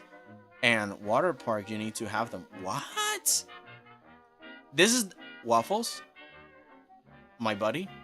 This is the first time I ever hear about swimming diplomas. What? They have that? You see what I mean? I was so behind. Oh my god. That sounds amazing though. I love it. Because that way you guarantee that people don't frigging bite off more than they can chew and drown. Like it makes sense. Wow. You see, that's genuinely pretty good. That's one of the only reasons that I care for a certificate or a piece of paper telling me that I'm good enough to do something. Because I hate the idea of a diploma for art, because I don't need a piece of paper to tell me that I'm good at art or good to execute or practice art. But for stuff like doctorates and stuff, and now swimming, I think that's pretty good. It takes away a lot of the guesswork. It's like, oh, will you drown today? Will I have to handle somebody dying today? Nope. They all have their certificates. You're good to go. That's good. I love that. I genuinely like that. Sometimes I get a little angry because I feel that people or systems, governments and stuff that should be competent aren't. And when I hear stuff like this, oh no, it's legally required that you have a certificate, so make sure you're not this. Like, oh, someone's doing their job. I'm so happy. So many times where that doesn't happen, and I've been like, ugh.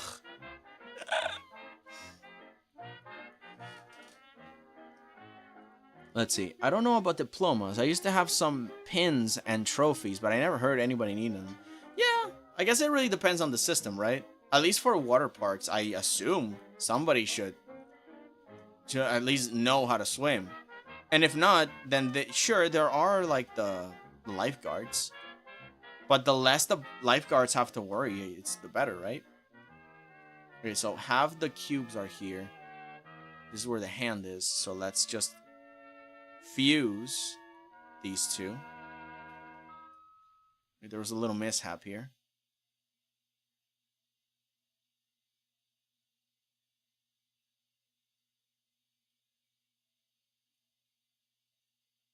Clipping this with this on accident. Let's be careful with that. Let's bring this a little... No, that's not the right color. I can't really see my keyboard when I'm doing... Okay, the music stopped. I'm gonna push the play button on my keyboard. It works! I don't have to go to the website and hit play manually. Oh my god, I love this new keyboard that I got. Woo! Let's go! Alright, so no mistakes. Everything is sealed off. Everything Gucci. Okay, so now what? Oh.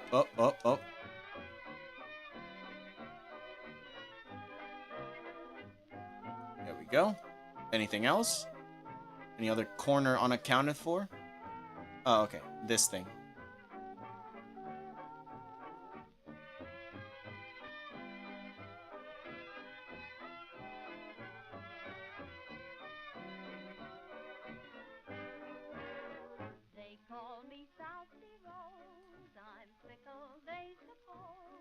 go.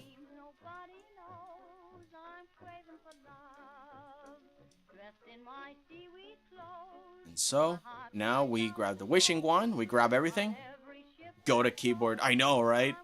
Oh, I'm so happy. Apparently, the feature that stops the video on YouTube to say, "Oh, are you still watching?" is something that you can take off only if you are premium, which sucks. Select the area, Control-Shift-I, make a new layer, put the line layer on top, the bottom layer that's empty, click create mask, and it will create a mask. And now I'm just going to grab the brush, this color, make the brush big, and isolate the area, make sure that everything is fine, that the mask is okay. And now we can just paint this whole area on its own, with the lines on top, and everything's fine, and everything good, I think the next step is to make these arms look good. Make them look beefy and official. So I'm going to take away the model. I don't need it anymore. I'm gonna put these in a group, the lines and the color underneath. I'm gonna make it a group and separate. And I'm going to just make these arms and hands be official. So transparent layer, empty layer on top, and let's start making some anatomically correct hands, maybe. Or maybe exaggerated, because that's the whole point, right? Accurate. Accurate hands. These are the hands of Dave. Callous and full of, of grease, because he's been working so hard. He's got that dog in him. He has great work ethic. He has powerful arms. Some strong hands full of, full of moxie and strength. He's never known soft hands. He's very strong, capable little puppet. The hands are totally not made of felt. And they totally don't smell of Mountain Dew. Nope, not once. Perish the thought of King Dave needing Mountain Dew and Doritos to game. He's a professional gamer, guys. Like he's got everything. We gotta learn from this man's hands.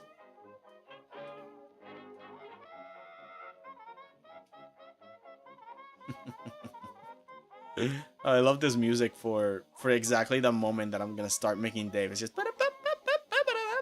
a silly little guy.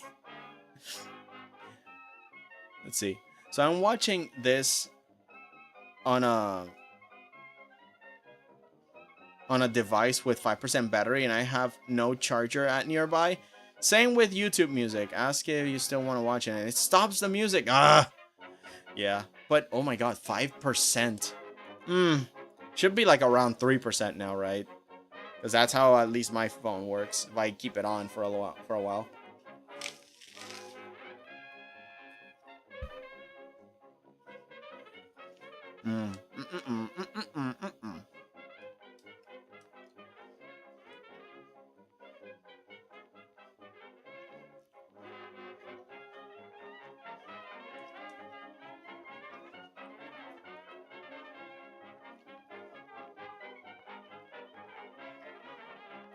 Yeah. There you go. That hits the spot. And my stomach keeps punching me. It's like, feed me! Feed me now! I was like, dude, come on, chill. I'm doing a stream here. I'm trying to be professional. My stomach keeps like, no! I must escape! It's like, shoot, okay, fine. Here's another apple bite. Jeez. Thank you! Consume! Just such an animal.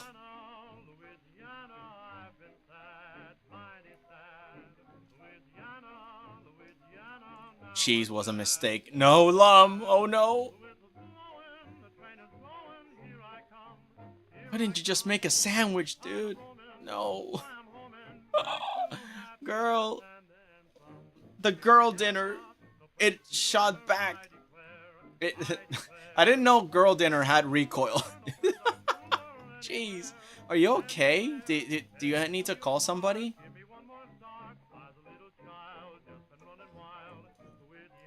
Although, what do you say when you got the person on the other line? It's like, cheese, mistake, hurty, belly, dying.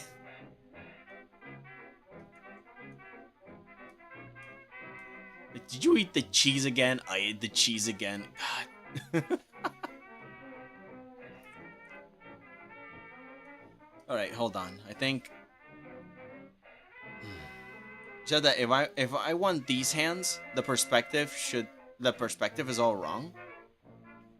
For these hands, the scepter should be like this. You see? See the difference? But if the scepter is right, then the hand should be more like this. We can see knuckles. Did somebody say knuckles? No, you sonic crazed creature. No, I did not say knuckles. I said knuckles, not knucks. From the way of the devil. Brother, protect the queen. Protect the queen, brother. But yeah, this is the right way the hand should be. So I think I'll need to delete the original sketch. Or I can keep it because the scepter is right. So I'll keep the scepter like that. Also, hello, Brian. No, not you too, man. You're bringing pancakes and waffles and stuff, and then Waffles is telling us about his delicacies. That void of food that he has. Can't survive this, dude. This stream is just full of food, and I'm having none of it. Only this frigging tiny apple, of which I should bite again.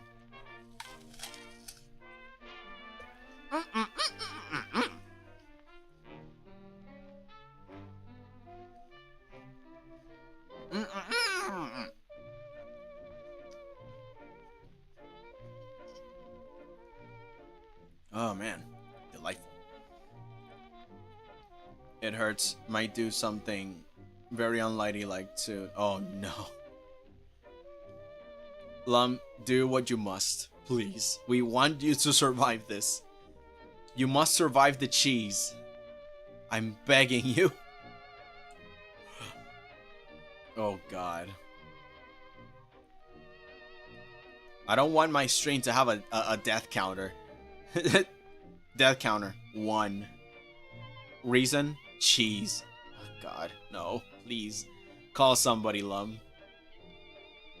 And yeah, so happy Brian is here, man, bringing us more food. What, we're not talking about Knuckles the Echidna? Guess I'm going crazy.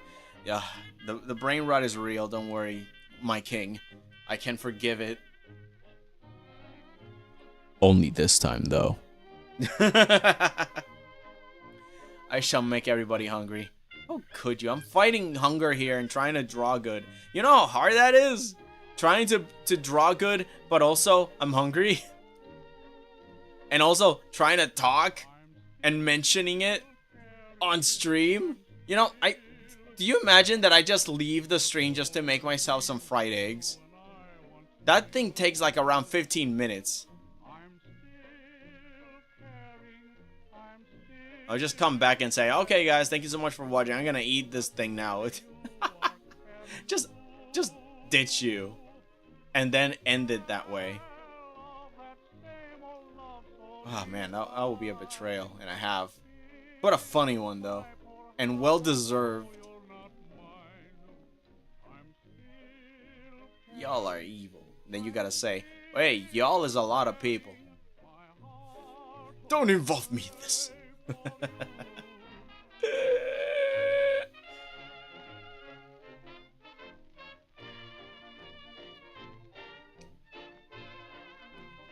I shall make everybody hungry. Was that a threat? Compromise and have a sandwich. Oh, wait, my thing fell. I think I might go since it's getting late and I need to wake up early. Oh, okay, Waffles. Yeah, it was really nice to have you around, even though you were torturing us. But yeah, I'm really happy that you are here and that you're still making stuff. Can't wait to see what you do next. Take care and rest well. Sleep is very necessary.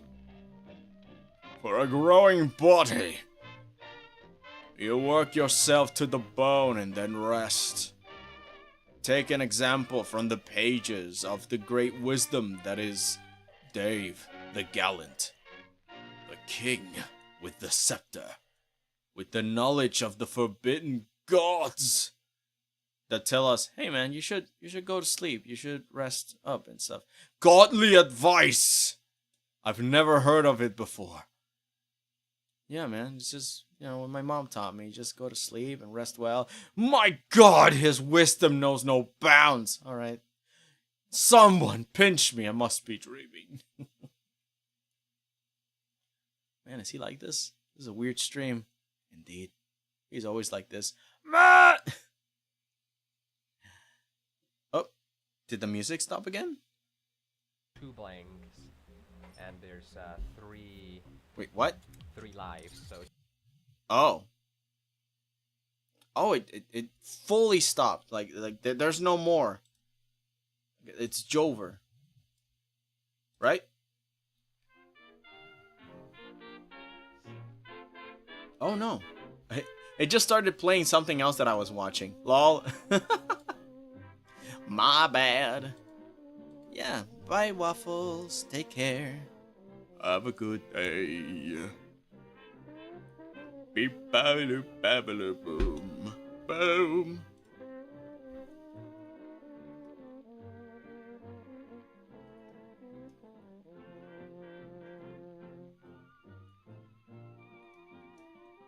I'm a little nervous, but I want to make this design shirt-worthy.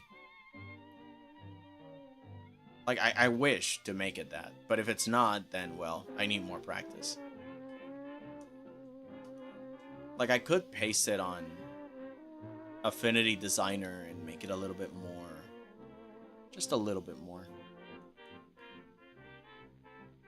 Make it a little thicker. Too thick. There we go. Okay.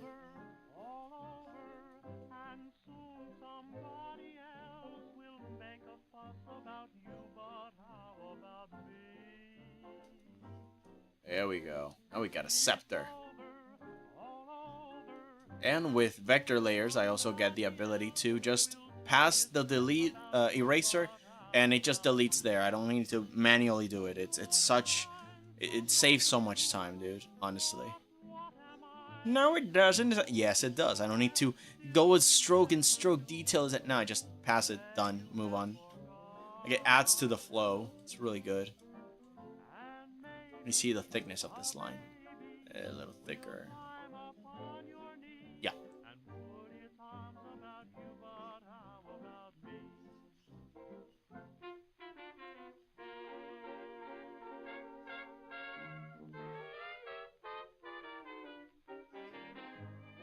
Okay. Not that big. He's big, but he's not. But he's toned. Dave has humble muscles. He's got all the strength in the world, but he doesn't show it off. And you might say, but look how buff he is. It's like, no, he's nerfing himself. He's carrying all that. It's kind of like Rock Lee. Like, if Dave shows his true power, it's over, man. The human race cannot withstand the key in this puppet. The moxie. It's too much. We just need to accept that we will never be like Dave. Never. He's just too good.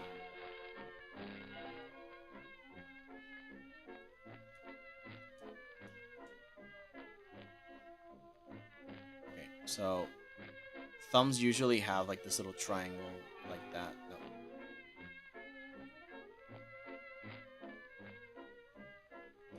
There we go. Now, it might feel a little bit weird, but now I'm gonna have the scepter decoration on top separate from everything else. So, how do we do a perfect circle in Clip Studio Paint when we don't have the tool? Simple. I mean, we do have the tool, but I can just also do this. Just make a... Use the solid brush, the oil paint brush solid, like that, and then hit C with the invisible ink, and then just make it slightly like the size that you want the line to be, and then just...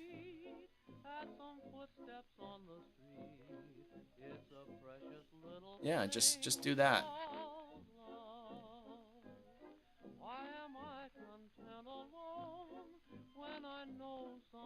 It's a little challenging at first because it doesn't always stick if it's too big, but yeah, there we go. But you make it a little smaller, but then you gotta have a good pulse and not overdo the lines, making too thin or too thick. You gotta kind of calculate it, but it's a lot easier than having to circle around, or it is less clean than just using the tool, though, I will admit. You got this, Deuces. Don't stress yourself out, for you cannot accomplish the greatness without valiance. You're right. Oh my god, I've been psyching myself out. But the king's wisdom oversees my fears. I must unveil everything. Be without fear. Lose the things that will make me doubt. Because the king is here, he's watching. And he's rooting for me. Like a rutabaga. That is the root of the issue, after all. And erase this part of the arm. This is coming out of his robe. And I'm gonna delete this part of the robe, because the arm is covering it. That also goes all this thing that the scepter is covering. Scepter's on top of everything. Yeah. You might be wondering what is it deleting, and it's basically these points, these anchor points. See? And then it just creates it. Some of you like that in the edge. Good.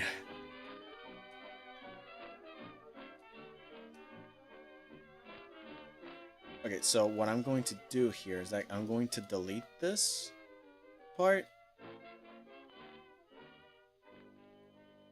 Like, I might not show Dave's greatness from this angle,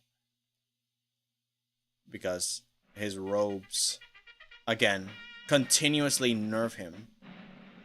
So won't be able to see all of his powerful muscles. I'm also going to delete these.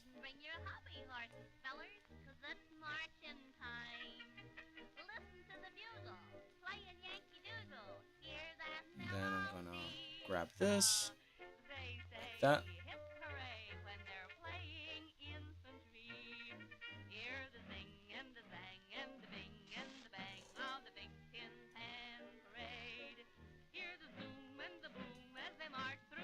Actually, hang on. Let me see if I can try something. Let me see if I can. Because I like this fold that goes behind him, and I like this little hole. It like divides the arm. So let me just see if I can... Did I just hear Tummy Tum Tum? What is this music?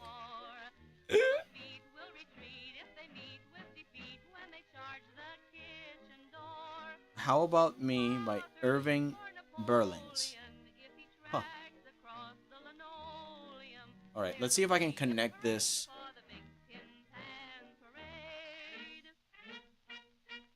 Yes. Okay, so it's a little short, so I'm gonna control click this line and drag it a little longer. And there you go. Now it's fully connecting here. Eraser, so I can take all of this away. Need to connect another one here. No, wrong color.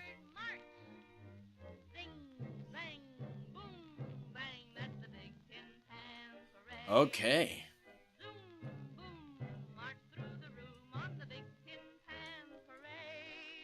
Okay, so here's the thing, right? The robes and the Dave are one layer, But if let's make it transparent so you can see. So the arms are separate, and now there's this arm that is isolated, and it's open. So if I wishing wand it, it's not going to make the selection properly, right? So here's what I, So here's what I do. Here's what I'm gonna do. I'm going to go here, Control-Shift-Click, teleport to Dave's robe. I'm going to Control-Click this line and hit copy. Control-Copy. Then I'm gonna Control-Shift-Click on this layer, so then I can go back to the arms, and then Control-Paste. Vector layers are so good. And then I just delete the excess because, I just need the arm to be isolated.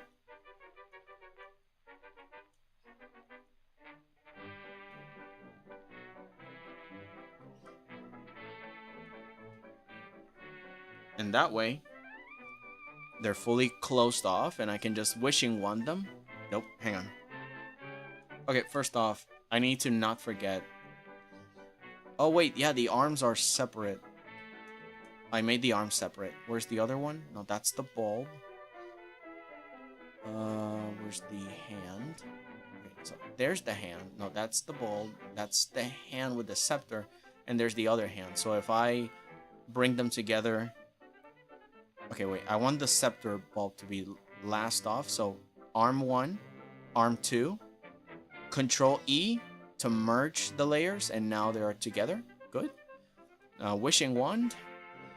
Control-Shift-I, inverse the selection. A layer underneath this, click Create Mask, then click on the layer, not the mask. And yeah, now you can have the color of the hands isolated. The same thing with the bulb. Wishing wand, W. Click the outside, Control-Shift-I, invert the selection. New layer underneath, click Create Mask. You'll be automatically clicking on the mask. Click on the layer instead. And yeah, then just start painting. Why do I do this? Because the fill bucket tool and the selection marquees like this do not work in vector layers. Like I try and it just doesn't work. Wait, sorry, I have a mask on. Let me try it. Let me try it on a normal layer. So see, if I try to do this, it just doesn't work. It doesn't stay inside. It just wants out. And the same thing happens with vector layers with a bunch of features that work in a rasterized layer, a normal layer. They don't work. So masks are your best friend because they help you turn a vector layer to act as if it was a raster layer. That way you can isolate things and, just work with the vector layer. Have all the beautiful features of manipulating lines and such. Like this, and just boing, boing, boing, separate. Without having to transform them. But it also gives you the flexibility of a raster layer. And so, let's go Control-Shift-Click here to return to the Dave. The main Dave. Just make this fully strong. Sneaks in with food. Hey, how are y'all? Well, you have food and we don't. I only have this apple.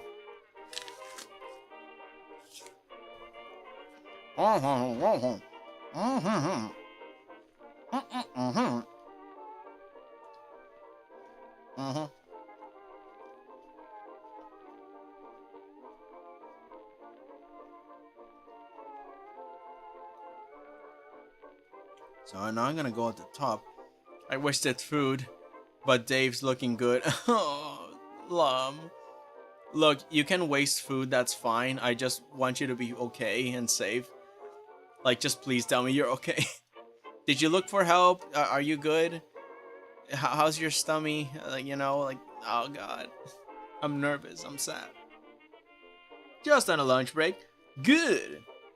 We have 30 more minutes. Well, 35 because it's the 25. Alright, let's begin with the most important part.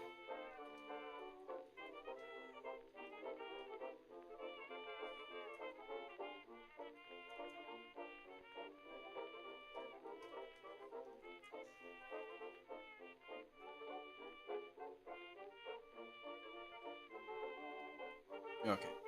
Let's find a good font for this. I'm gonna look for impact because I want to make each letter, and I need them to be bold and strong like that. Maybe I'll even, yeah, I'll separate them like that. I'll be an okay with me. Got a sandwich, nothing fancy. Aw, man. Okay, just heard, but the danger got ejected. Well, there you go, down the hatch. At least you're fine. That's all I care about. Oh boy. Even if it is unladylike, apparently. There we go. Perfectly aligned with the sketch. Now, what I need to do is to transform this. Oh, I cannot warp it. Okay.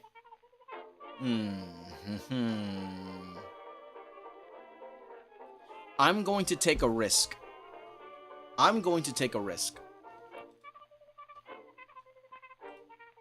This is gonna be risky. Turning on Affinity Designer. Affinity does not like it when I'm streaming, and it will shut down if I stay too long on it, or maybe immediately. So let's do this quick.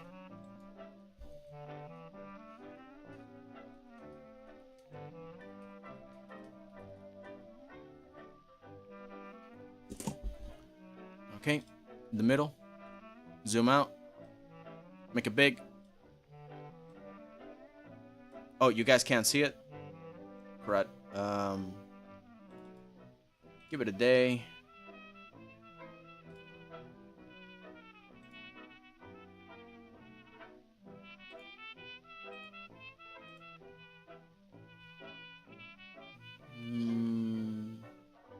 Is it because I have this thing on? No.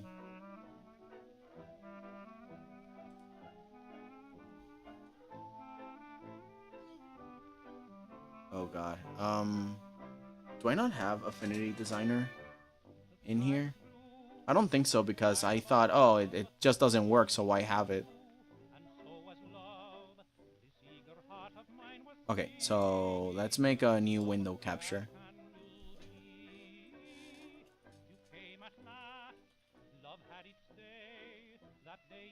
Affinity Designer.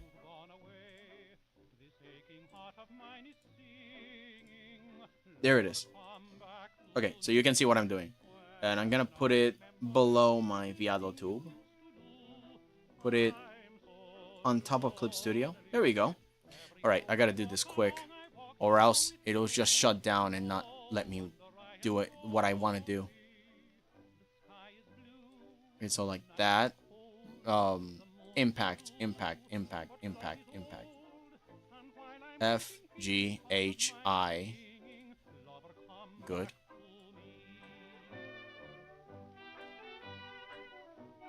Okay, that's good.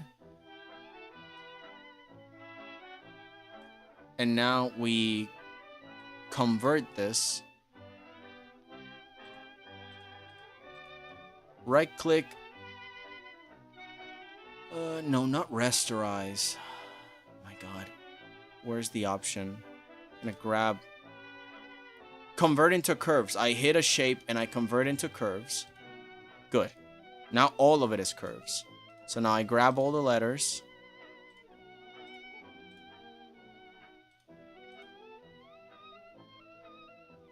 I should be able to.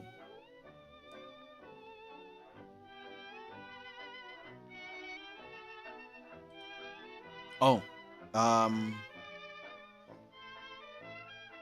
Okay. I'm gonna put it all inside a little box. I'm gonna put all the words in a group. I'm gonna put that group inside of that square, and I'm going to align them inside, and then I'm gonna grab the pen tool. No, hang on. I gotta turn this into curves. the shape into curves, and then I can warp it? No. Some people rave about summer, and some people rave about fall.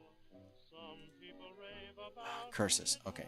and think What if I do it backwards? I take it out, and then I put the box inside of the words, and then I can bend it. No.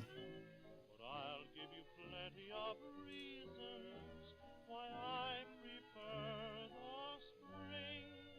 All of the Convert to curves. bloom and spread perfume in spring. Oh no, I can't do it. I thought I could. Birdies too, they bill and coo in Unless, time. unless. File? Sunny No. weather Edit? that seems to No. say File? love and make all Edit in photo. Affinity photo. Yes! summer may have There it is. Okay. I think we got it. I think we got it. like nights Hopefully it doesn't crash. time. I'm telling the computer to do somersaults. To some, but not like fun in springtime. So if there's someone you love, Better to be unladylike and safe than not. Yeah, true. Okay, so Affinity Photo has a really good tool, which is the warp tool. And now we can have some fun.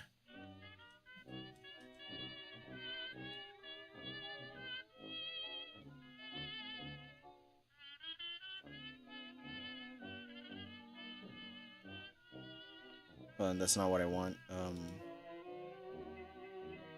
Where do I view? Grids? Show rulers? Yeah, well, yeah, that's important, but show grid. There we go. That's what I want. Oops. Because that way... but not like nights in spring. Yes. Winter may appeal to some, but not Yes. fun in spring. That's what I wanted. Okay. So I'm gonna use these points as references. And you think the whole world of Oops. get her underneath Oops. the moon and cool love's tune in the spring. A little lower. Yeah. Maybe I'll even put it on the extreme angle. Yes. Perfect. And now... I just came down to say goodbye. No. You're going home again, and I just wish that I were going back with you.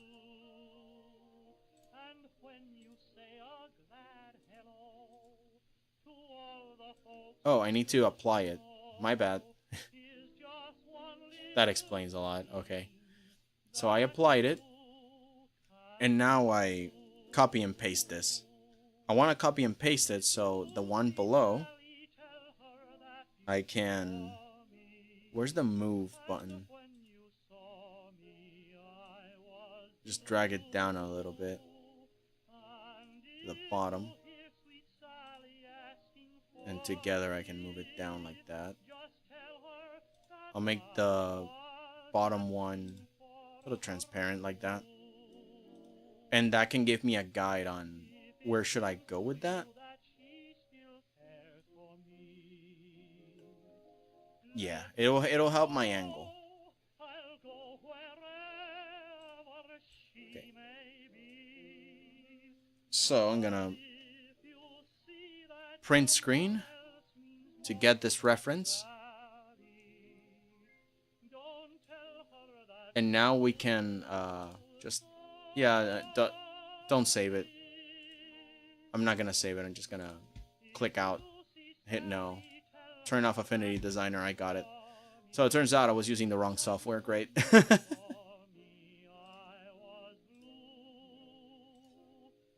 So now I'm gonna paste the reference. Gonna make it multiply.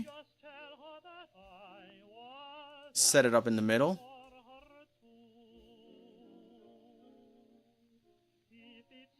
Control T.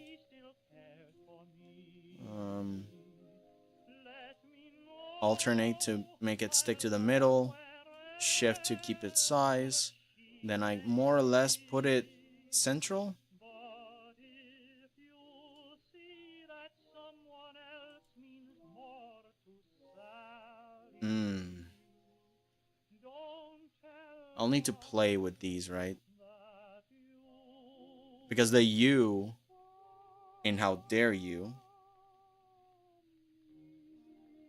Okay, so let's...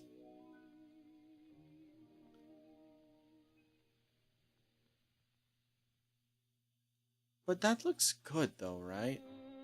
Or should I make the how on top and dare you at the bottom? What do you guys think? We can't see? Oh. You can now, but you couldn't see before? There is a only gray scene on your end. Oh no. Whoops. Well, let's do that again then. Okay, so I'm gonna go, instead of Affinity Designer, I'm gonna select Affinity Photo when it opens. Because we need to do that again. Now I know it's with Affinity Photo.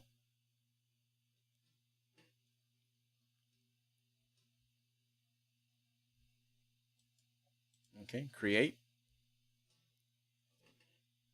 Okay, now I'm gonna grab Affinity Photo. Now you can see, right? Yeah. You can see this, right? This scene. Yep, you see it now. Good. Okay, hold on. This thing stopped putting out music.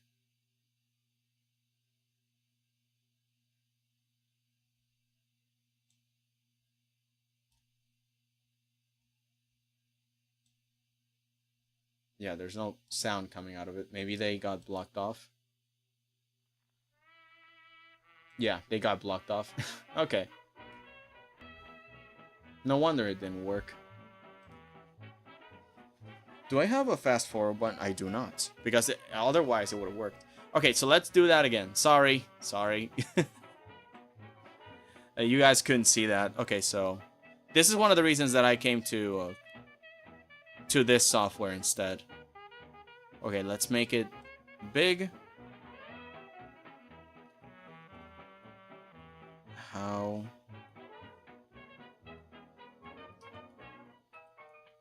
There you. Let's align it centralized, all of it. Let's make it bold. Let's make it impact for the sake that I need it to be strong. C, D, E, F, G, H, I. No! Impact. Impacto.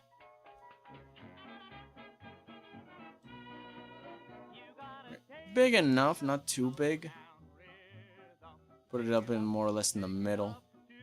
And yeah, this is the feature that I really wanted. Oh, hold on. Just let me get a line a little bit with the grid here. Oops, forgot that I could do that. Yeah, because you can click it and then right click and then you can just do that. I forgot you could do this. Yeah, first click, then right click and do that thing. But in this case, I want the warp tool, perspective tool, which I can just do this. And then I can do that.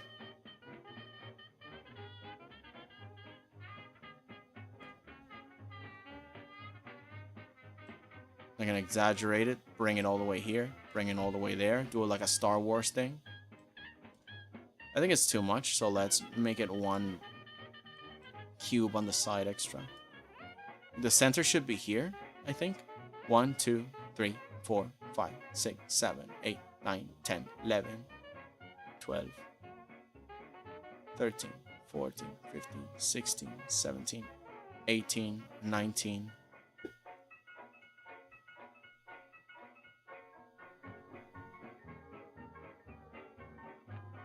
Okay, so 5 would be more or less the middle.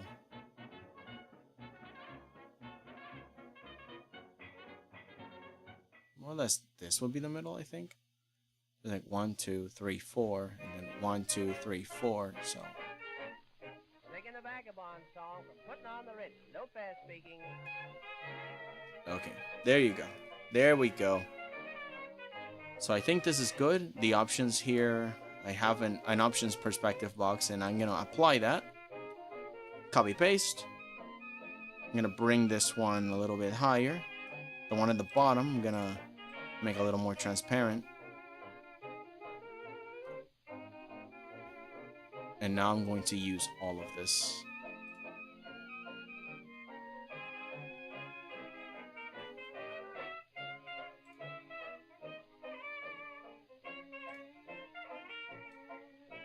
There we go, centralized. I'm not so afraid with Affinity Photo because it has worked before for me. But Affinity Designer just always crashes when I'm streaming and I'm showing it. I don't know why. A friend of mine says that it might just be the drivers that are too taxing for it.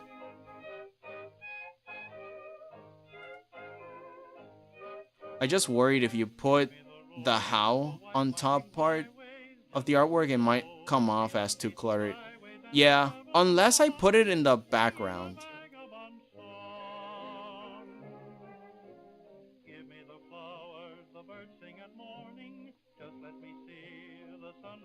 Like, you know what I mean? Like, if I do... Like, if there's, like, the... But far in the background. Actually, let me... Control-Shift-Click the background. It's like, how dare you?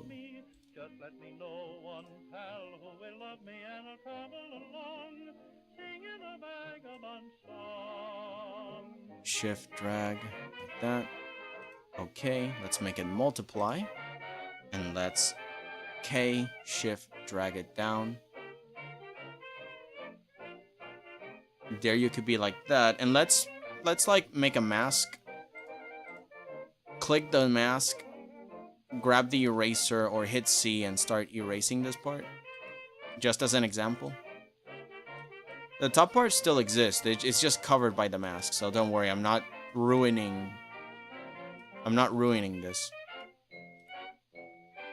But you know what I mean, right? Like the how is in the background floating and... Yeah, something like that. What do you think, Toast? Would that look a little better? Actually, I can actually try it. Hang on. I'll just paste it again. Control, cut, paste in the background. Let's make it big. Depends on the size it's gonna be. If it's emote, then how will it get lost? Yeah, if it's an emote, it will get lost. But I'm thinking more like t-shirt graphic art. So I'm not really worried about whether or not it will look good for an emote. But you're right. If we do it for an emote, we gotta eliminate the... We would have to eliminate the how, like this, in the background.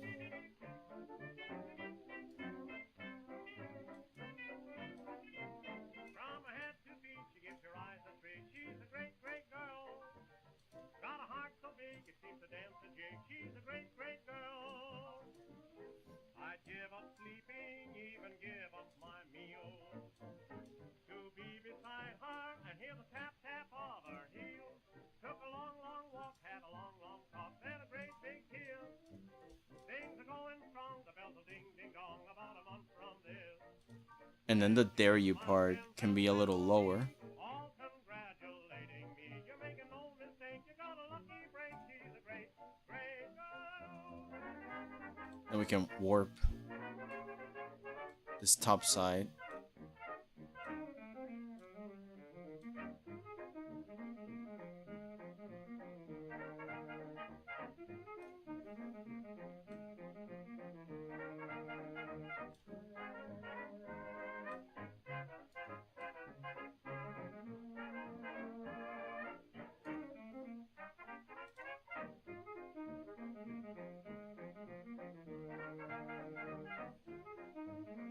Wait, there's a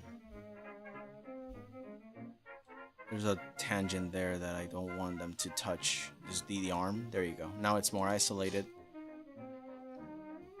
I'm gonna hide the Rubik's Cube at the bottom so we can actually see what this looks like. Oh.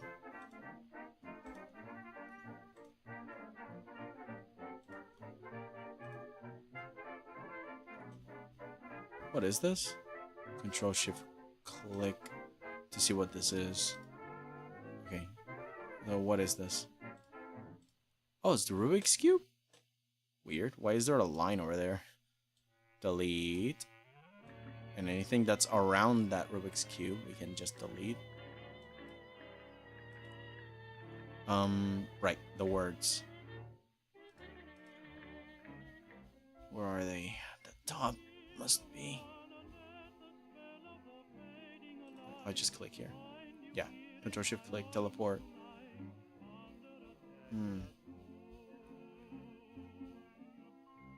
Oops, did I bring them? Yeah, they're all the way at the top. Oops.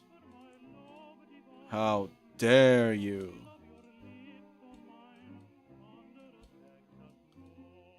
You see, that can work. But for an emote, you will need to have the how at the bottom so we can actually see what it says. If I Control Shift click and teleport there, copy, Control Shift click at the front, click that, and I move it there.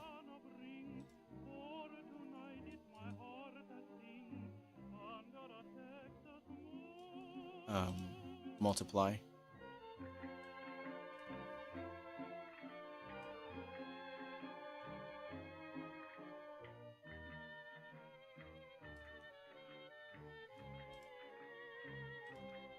You see, like, there's a difference. Which one do you like most? The one that at the bottom says "How dare you," or the one where he is crowned with the "How dare you"? I like the one in the back. Toast had a really good idea. It's not gonna be good for an emote, sure, but actually, if it's for an emote, I would have the face. I would have this head like this, just the head, and it says "How dare you," or just "How dare," you know, "How dare," and that's it. That's the emote. But yeah, for a shirt, how about this? Do you guys like this one?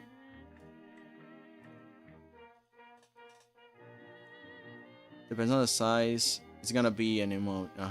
For a t-shirt that works. Just not sure what client is using it for. Yeah, I know, right? This is just a meme. Alex Rose gave me 20 bucks for this. Also, he gave me more money, but I couldn't see how much that he gave. Also, one word a line. All different styles and sizes. Low and firm how. Short pause. Big boom authoritarian dare into a spiteful you. Okay. That looked good for a t-shirt. Yeah, I know, right? Alright, so let me do what Lum suggested. Let's go back and do that again. So we can write dare you in different fonts. Let's try that.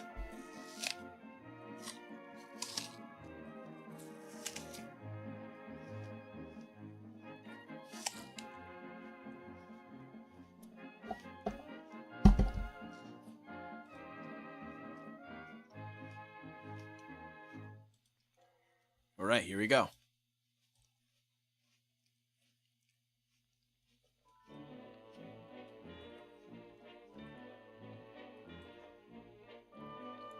Dare you, different lines, centered.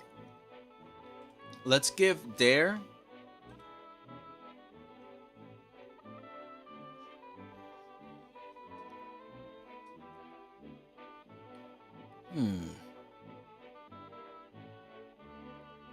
something.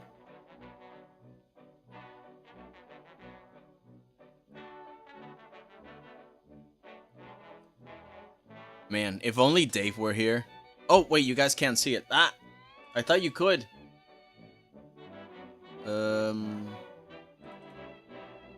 Infinity photo. There we go. All right. Man, if Dave was here, he could choose a font.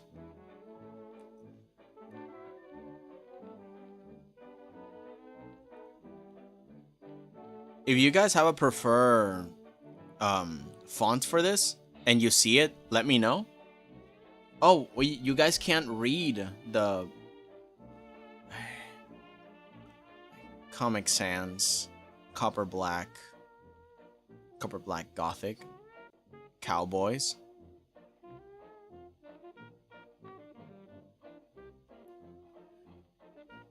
Dave, where are you? Hello, Dave. You are solicited on the cash register. There is a fault in the salary price. We had a discount. Somebody forgot to put it. Please help us. We're in desperate need, Dave. We need you. Save us.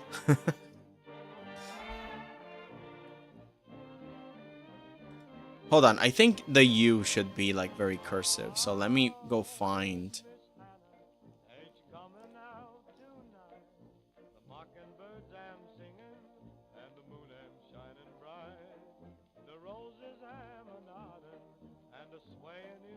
Although it would be funny that the U is in Comic Sans, as to say, you fool, you tiny comical creature. How dare you? You see, I'm like this extravagant being, this god. Oh my god! In that case, Times New Roman. Let me see. Let me see if Times New Roman looks the part. As a comparison, like, oh, Papyrus looks good too. Because Undertale. Times TT.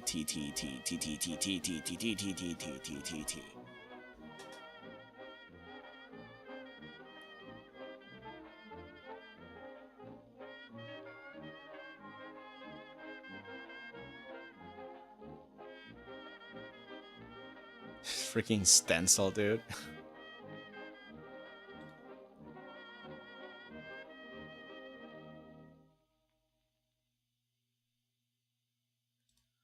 I mean, we can try this another time because it's like 5 minutes before we end stream.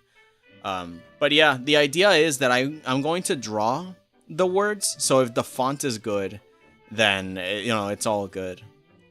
Then I'll draw it in 3D. I wonder if I can get a. I think I can get a Blender model with this because I can. Yeah, I can. Oh my god, I can. Oh, dude, this is gonna be great. You'll see. You'll see what I can do with this. But yeah, in any case, I'm gonna see if there's anybody that we can raid to because... Okay, first of all, control save. Remember to save your work. We've been at this for 4 hours. It'd be a shame if it just vanishes into nothingness. Alright, who do we have available to send you guys off to? Also, where are my notes so I can find the raid message? Yeah, my thing. I'm gonna copy that. Alright, let's see who's on. Oh! UA is on. Alright. Oh, but there's also Keegan. But you know what? We never raided into her. She's pretty cool. She plays games, but she also does art and hair lazy rigging. She's rigging her model. Okay, that's pretty good. Oh, but no, that's a video. She's not. Okay, never mind. She's pretty cool. You should check her out. But okay, that's she's not streaming. Okay, so in that case, I'll send you guys to Keegan if he's still on. Let's see. Is he playing Repo? Yeah, he's playing Repo. Alright, then I'll send you guys there. Oh, Julius! Welcome in! You just came in when we're just ending the stream. Oh, look at what we did, man. Let me...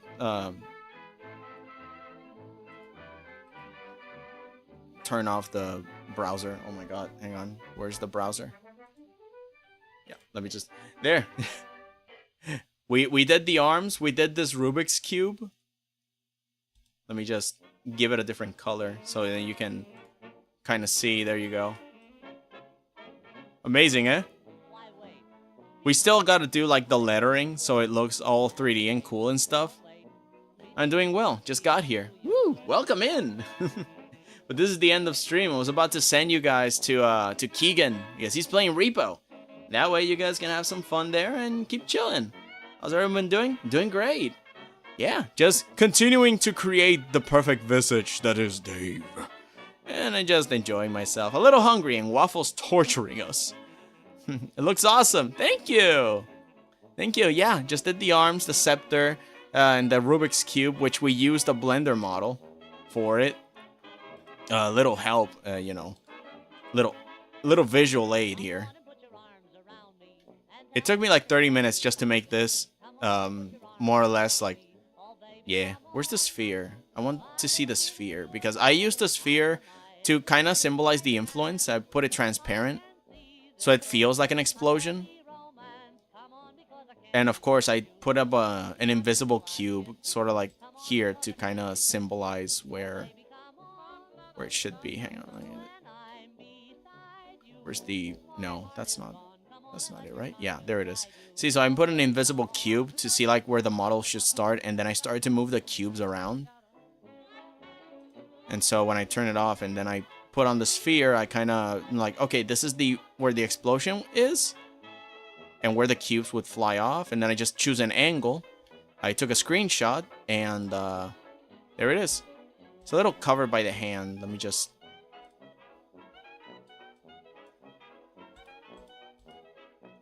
Yeah, there it is. Oh, I should put these in a group. The arms. Yeah, there we go. See? So now I could just render the cubes one by one and, you know, make the line out around them, and there you go. The next part is just making the explosion particles and everything in between. It's pretty good.